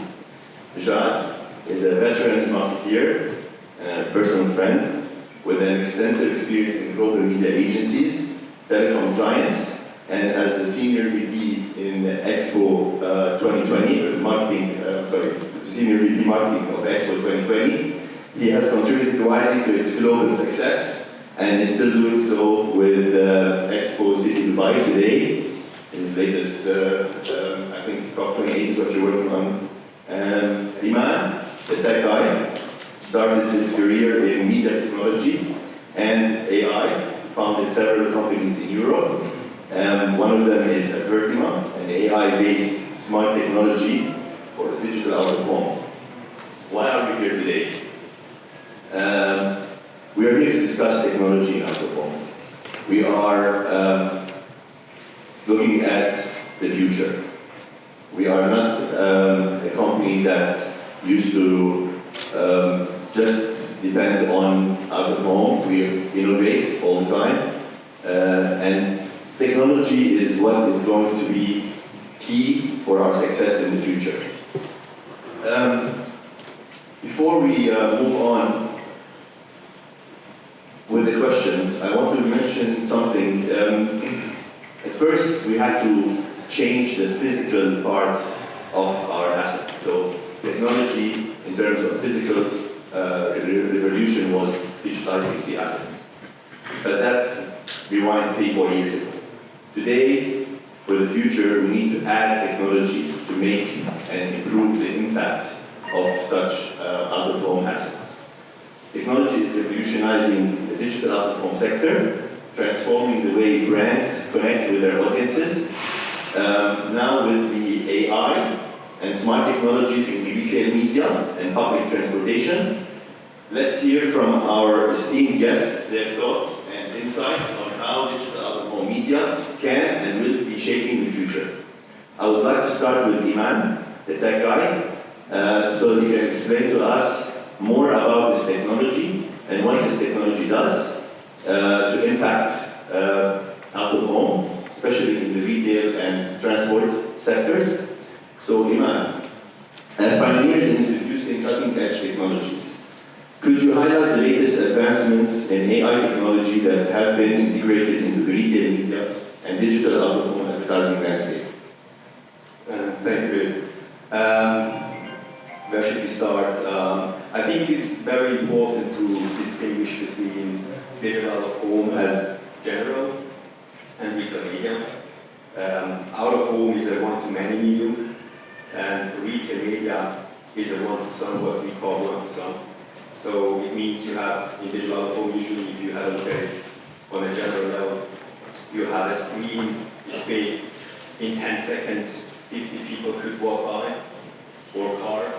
So in that situation, it's a different game. In retail media, in shopping centers, in the retail space, you have in 10 seconds maybe 5 to 15 people walking by. That's a complete different situation. So we started to distinguish between one-to-many and one-to-some. So we heard a lot about out-of-home today as a general medium. So I would like to focus on retail media, the one-to-some situation, and to come back to your question. The latest advancements in this area, in the one-to-some area, is the use of sensor technology for real-time data to generate real-time audience data and use it in real time. So this is what is happening right now. That's the reason we exist at Albertia. And the rollouts that we have done enable to bring the success factors of online retail media, of digital advertising to the physical space. So in other words, basically, we had a look into the digital advertising world, retail media world, and you saw some numbers from the out-of-home space in the last presentation. Retail media is disrupting the media space. So we are talking about currently 100 billion of revenues, and it's super incremental. And during the next 5 years, this is going to increase to more than 200 billion. The reason for that is the use of real-time data. The reason for that is that technology enables the real-time segmentation of every single individual shopper and segmenting them in a scalable way that media buyers can actually buy them at a scalable way. Using this data for targeting based on segments, using this data for measurement in real time, and all these success factors are not available in the physical store and not in the shopping center. It wasn't, and now we have it. So basically we bring these capabilities to the physical world.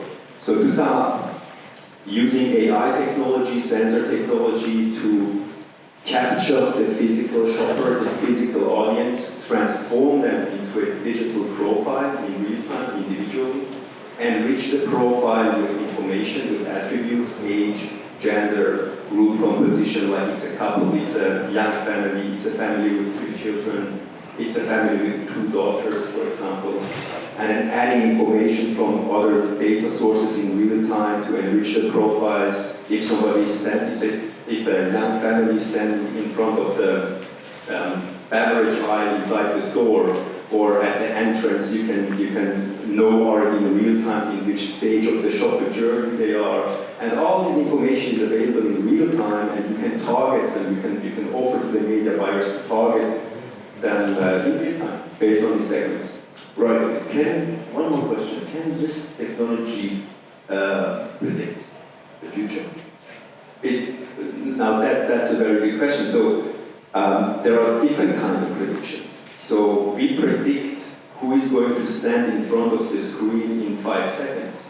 We predict the profiles of people. So if you don't have the age of somebody who is far away from the screen, the AI is going to predict the probabilities 80% that this person is a woman based on historical. Exactly. So you predict months into the future based on historical data how many audience members with the segment vegan loving young family am I going to see in August next year. So you can predict all that stuff. What platforms do we have? What digital framework do we have? What audiences and so on? And one of the very interesting pillars that we had at the time was the likes of looking at our media channels from a 360 view. Full funnel is obviously something we all agree on, and it's something that we use. But from a credibility perspective, we said, if we want to really speak to our audiences in a very customized way, who do we need to partner up with from our industry partners? And I really have to call it out and thank our partners, the likes of you guys from Hypermedia, even our partners at Backlight Media, Viola Communications, even a rating outdoor, we partnered up with partners and we said, how do we use your assets individually to speak to our customers in the best way possible to drive that credibility to our brand? So you guys, for instance, were extremely innovative when it came to the metro stations, right? So Expo for us was really the point where we wanted to intercept that and really be the first point of kind of interception with our customers on the way to Expo, as Jad rightly mentioned. The likes of obviously malls for us is another point of interception where we look at different audiences. It's not just the Emiratis, it is also the families, right? Whether the household is an Emirati father or it's a brother and whatnot, the expats, and how do we speak to them in that way? So we use every single channel to drive that credibility to our entire framework, obviously, which drives the customization for us, I think. Thank you, Leia meant to thank us most, by the way. I mean, I heard Expo. Iman, back to you. How is this, I mean, we know now that this technology and AI technology in specific can measure and really allow and provide all this stuff, right? How is the effectiveness and the impact of these technologies measured in terms of brand performance and reach?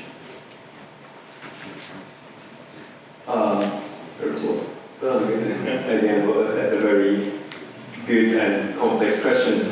So the effectiveness of this technology, how it is measured, you are asking. So good. So I can just tell you how our customers do it. So basically, through this real-time, what we call real-time segmentation targeting based on segments in real time. Based on that, you can reach your audience with less playouts on the screens, which means you need less airtime. So we could prove with a UK customer that we have in the retail space, one of the 4 big retailers in the UK, we could prove that the media buyers could reach their targets, audience reach, with 5 times less playouts, which means the retailer has 5 times more inventory to sell, and the media buyer is just more effective and efficient in reaching the audience. So that is one. In the beginning, we didn't even know that this is the metric for the industry, but after the rollouts, we realized that our customers care a lot about this. So having an efficient way to, and effective way to reach the audience, which means you are going to, instead of selling to 1 or 2 brands, you can sell to 10 brands. So that was one of those. And the CPM increased by 3 to 5 times. The media buyers were willing to pay 3 to 5 times higher CPMs because of this real-time segmentation targeting capabilities. Great. Moving on to Leia, I want to ask you a question. What kind of credibility does this bring to the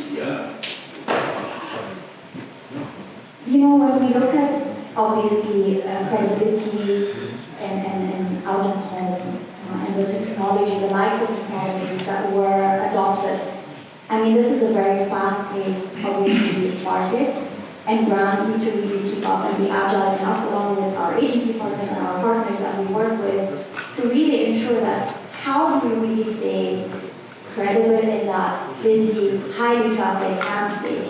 And there is no right or wrong formula to that. I mean, let's be fair to every brand. We each create our own formulas to that. But when we talk about the credibility it brings to, it brings scalability.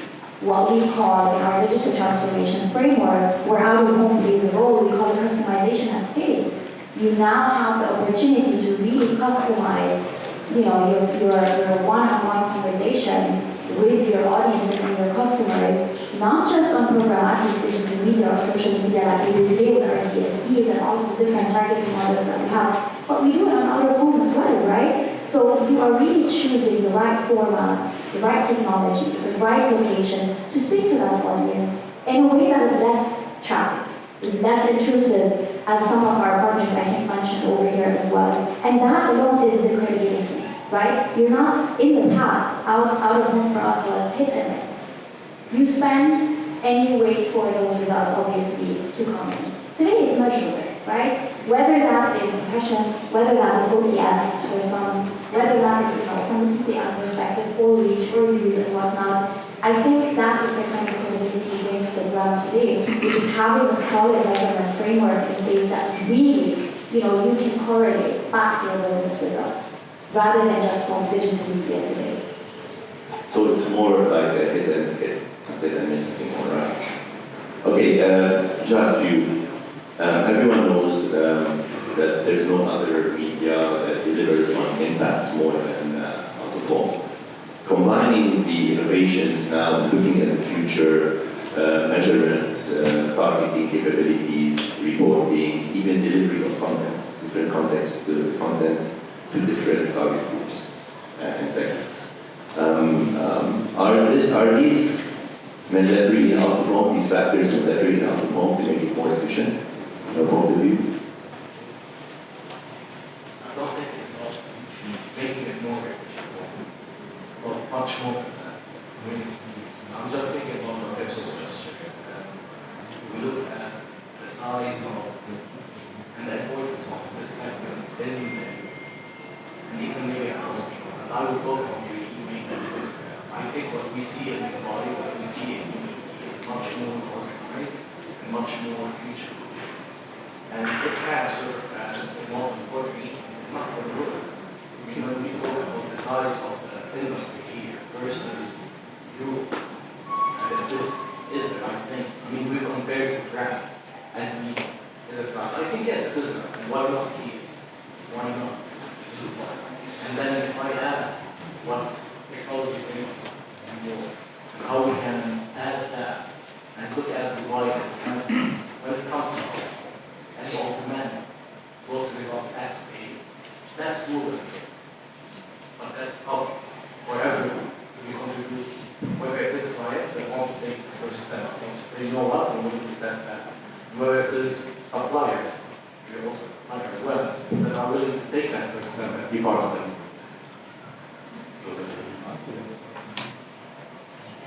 Did I answer that? I want to elaborate on that. I want to elaborate on that a bit more in a minute before that. I want to jump to Iman. Iman, how does this technology really positively impact the industry? From your experience in Europe, I know this is new, and we have some case studies, recent case studies. How do you really believe this is going to impact the industry here in the region? Yeah, as you said, I can tell you what the experience is right now in Europe with our customers. So what we observed, what we saw is that we have to have a look at from the media buyer's perspective.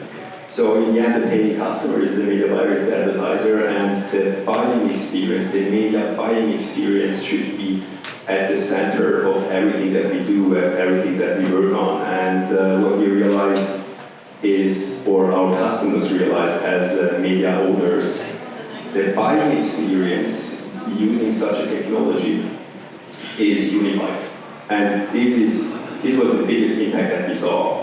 So for the media buyer, there are no silos anymore. If you book a campaign, you choose your audience segment, you choose how many people you want to reach, and it doesn't matter in which media they are going to book it. So the AI decides that. So the AI knows in real time who is standing in front of the screen inside the shopping center, who is in front of the screen inside the grocery store, who is in front of the screen of a mobile phone, and delivers based on the segment that the audience had.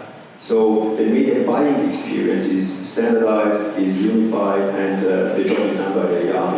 And if you really want to do that, you have to unify the metrics between the channels. We have heard it today morning already, and it is possible. And what we realized 2-3 years ago, everybody believed it's not possible, but AI makes it happen. It's possible, and it's rolled out, and it's in use. So I believe the biggest impact that we have seen positively is really the buying experience and the media buyers who are going back to the media owners and telling them, okay, look, this is really cool. This is solving a lot of problems. Thank you, Iman.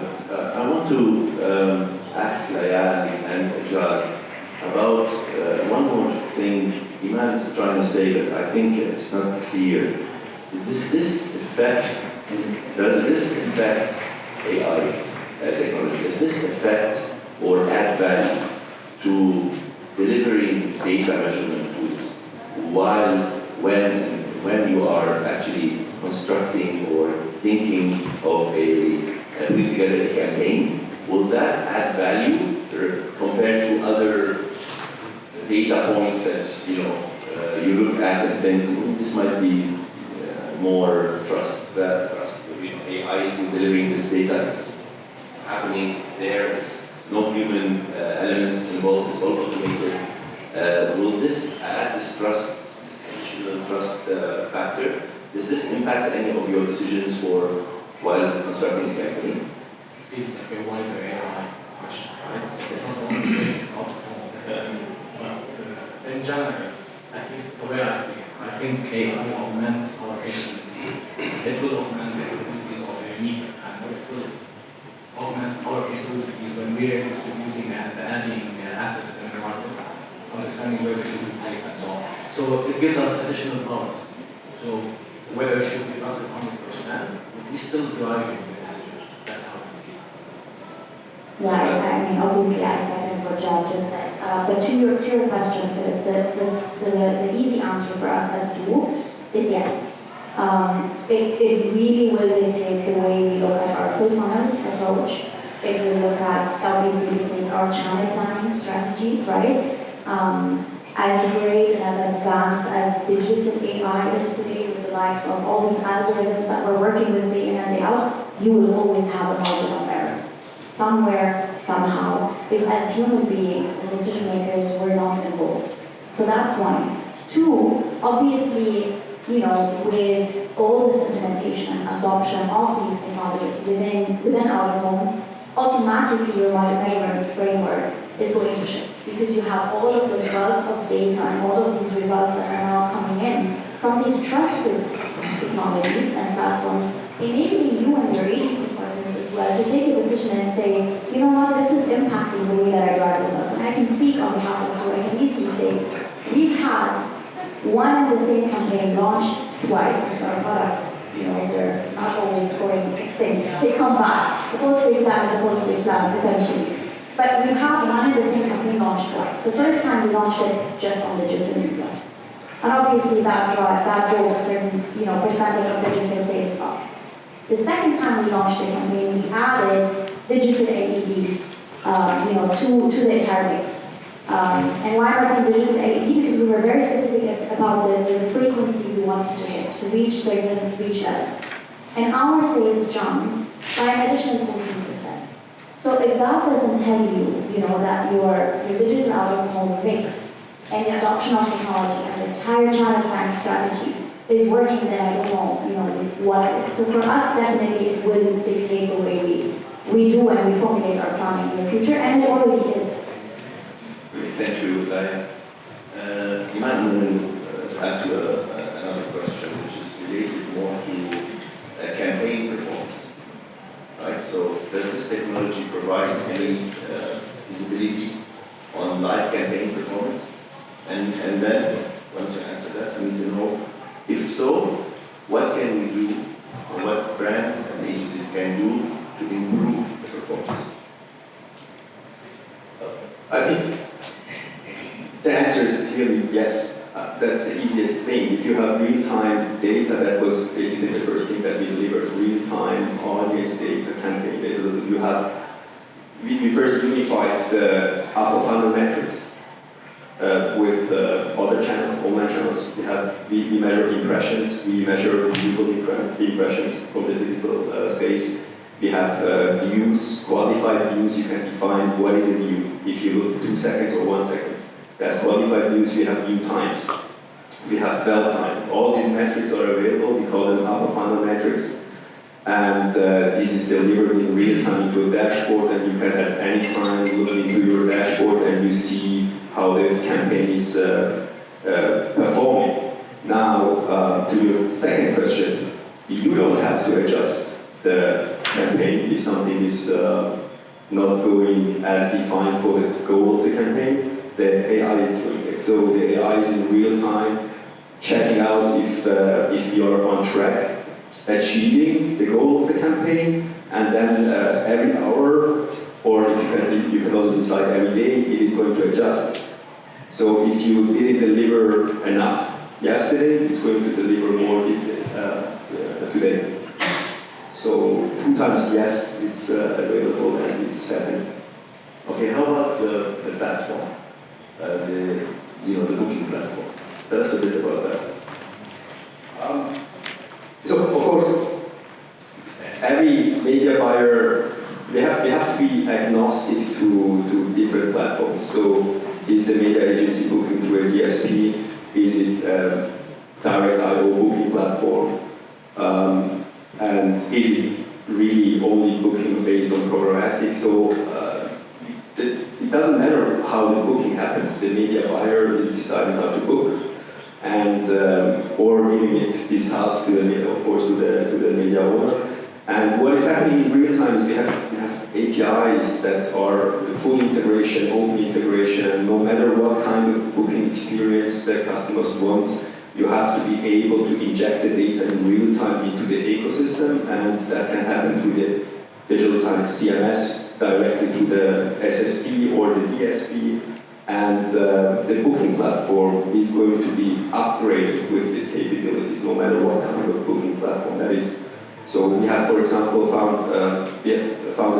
we created our own booking platform. You don't have to take it, but it helps because it is built around real-time data. So you upload your campaign, you decide if you want to reach a certain amount of impressions or views. You define if you want just to reach a certain amount of playouts, so classical way. So no matter what you want, you have to tell to the platform what you want, and then the AI is going to make sure that you reach your goals. Maybe you sold just 100,000 playouts within 1 month to a customer, and the customer doesn't care about impressions, views, view times, dwell time, then you can do that. So it should enable everything. It's not like if you choose to go with AI, then everything is going to be impressions. Really super impressive. All right, I think we're coming to the closing time. I know some of you are very busy. I want to ask the last question for Jad and Dayal. As we know that, I want in a few words, what do you think this technology really, in just a sentence, would add to your brand to make it, dynamic and serve a more complex campaign? In just one sentence, that's very difficult. Okay. For us, it will obviously, from a landscape perspective, / creativity, it will definitely improve the brand perception.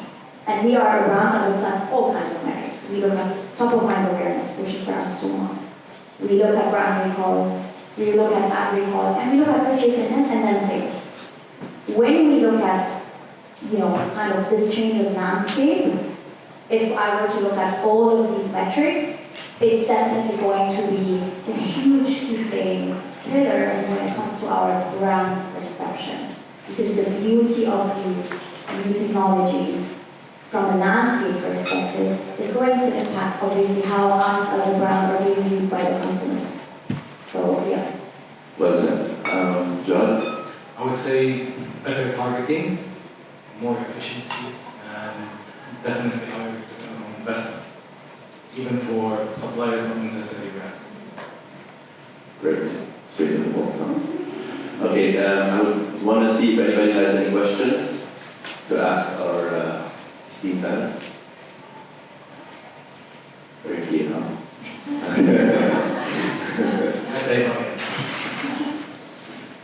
All right, well, I guess I'd like to thank you, my colleagues and clients and partners for this really engaging panel discussion, and we'll see you soon, I guess.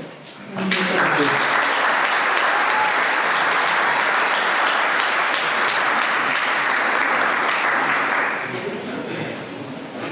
To our last panel, your panelists is amazing if you bring them to your own time. So I'll keep it short and sweet. Thank you for coming. Thanks to our panelists and our keynote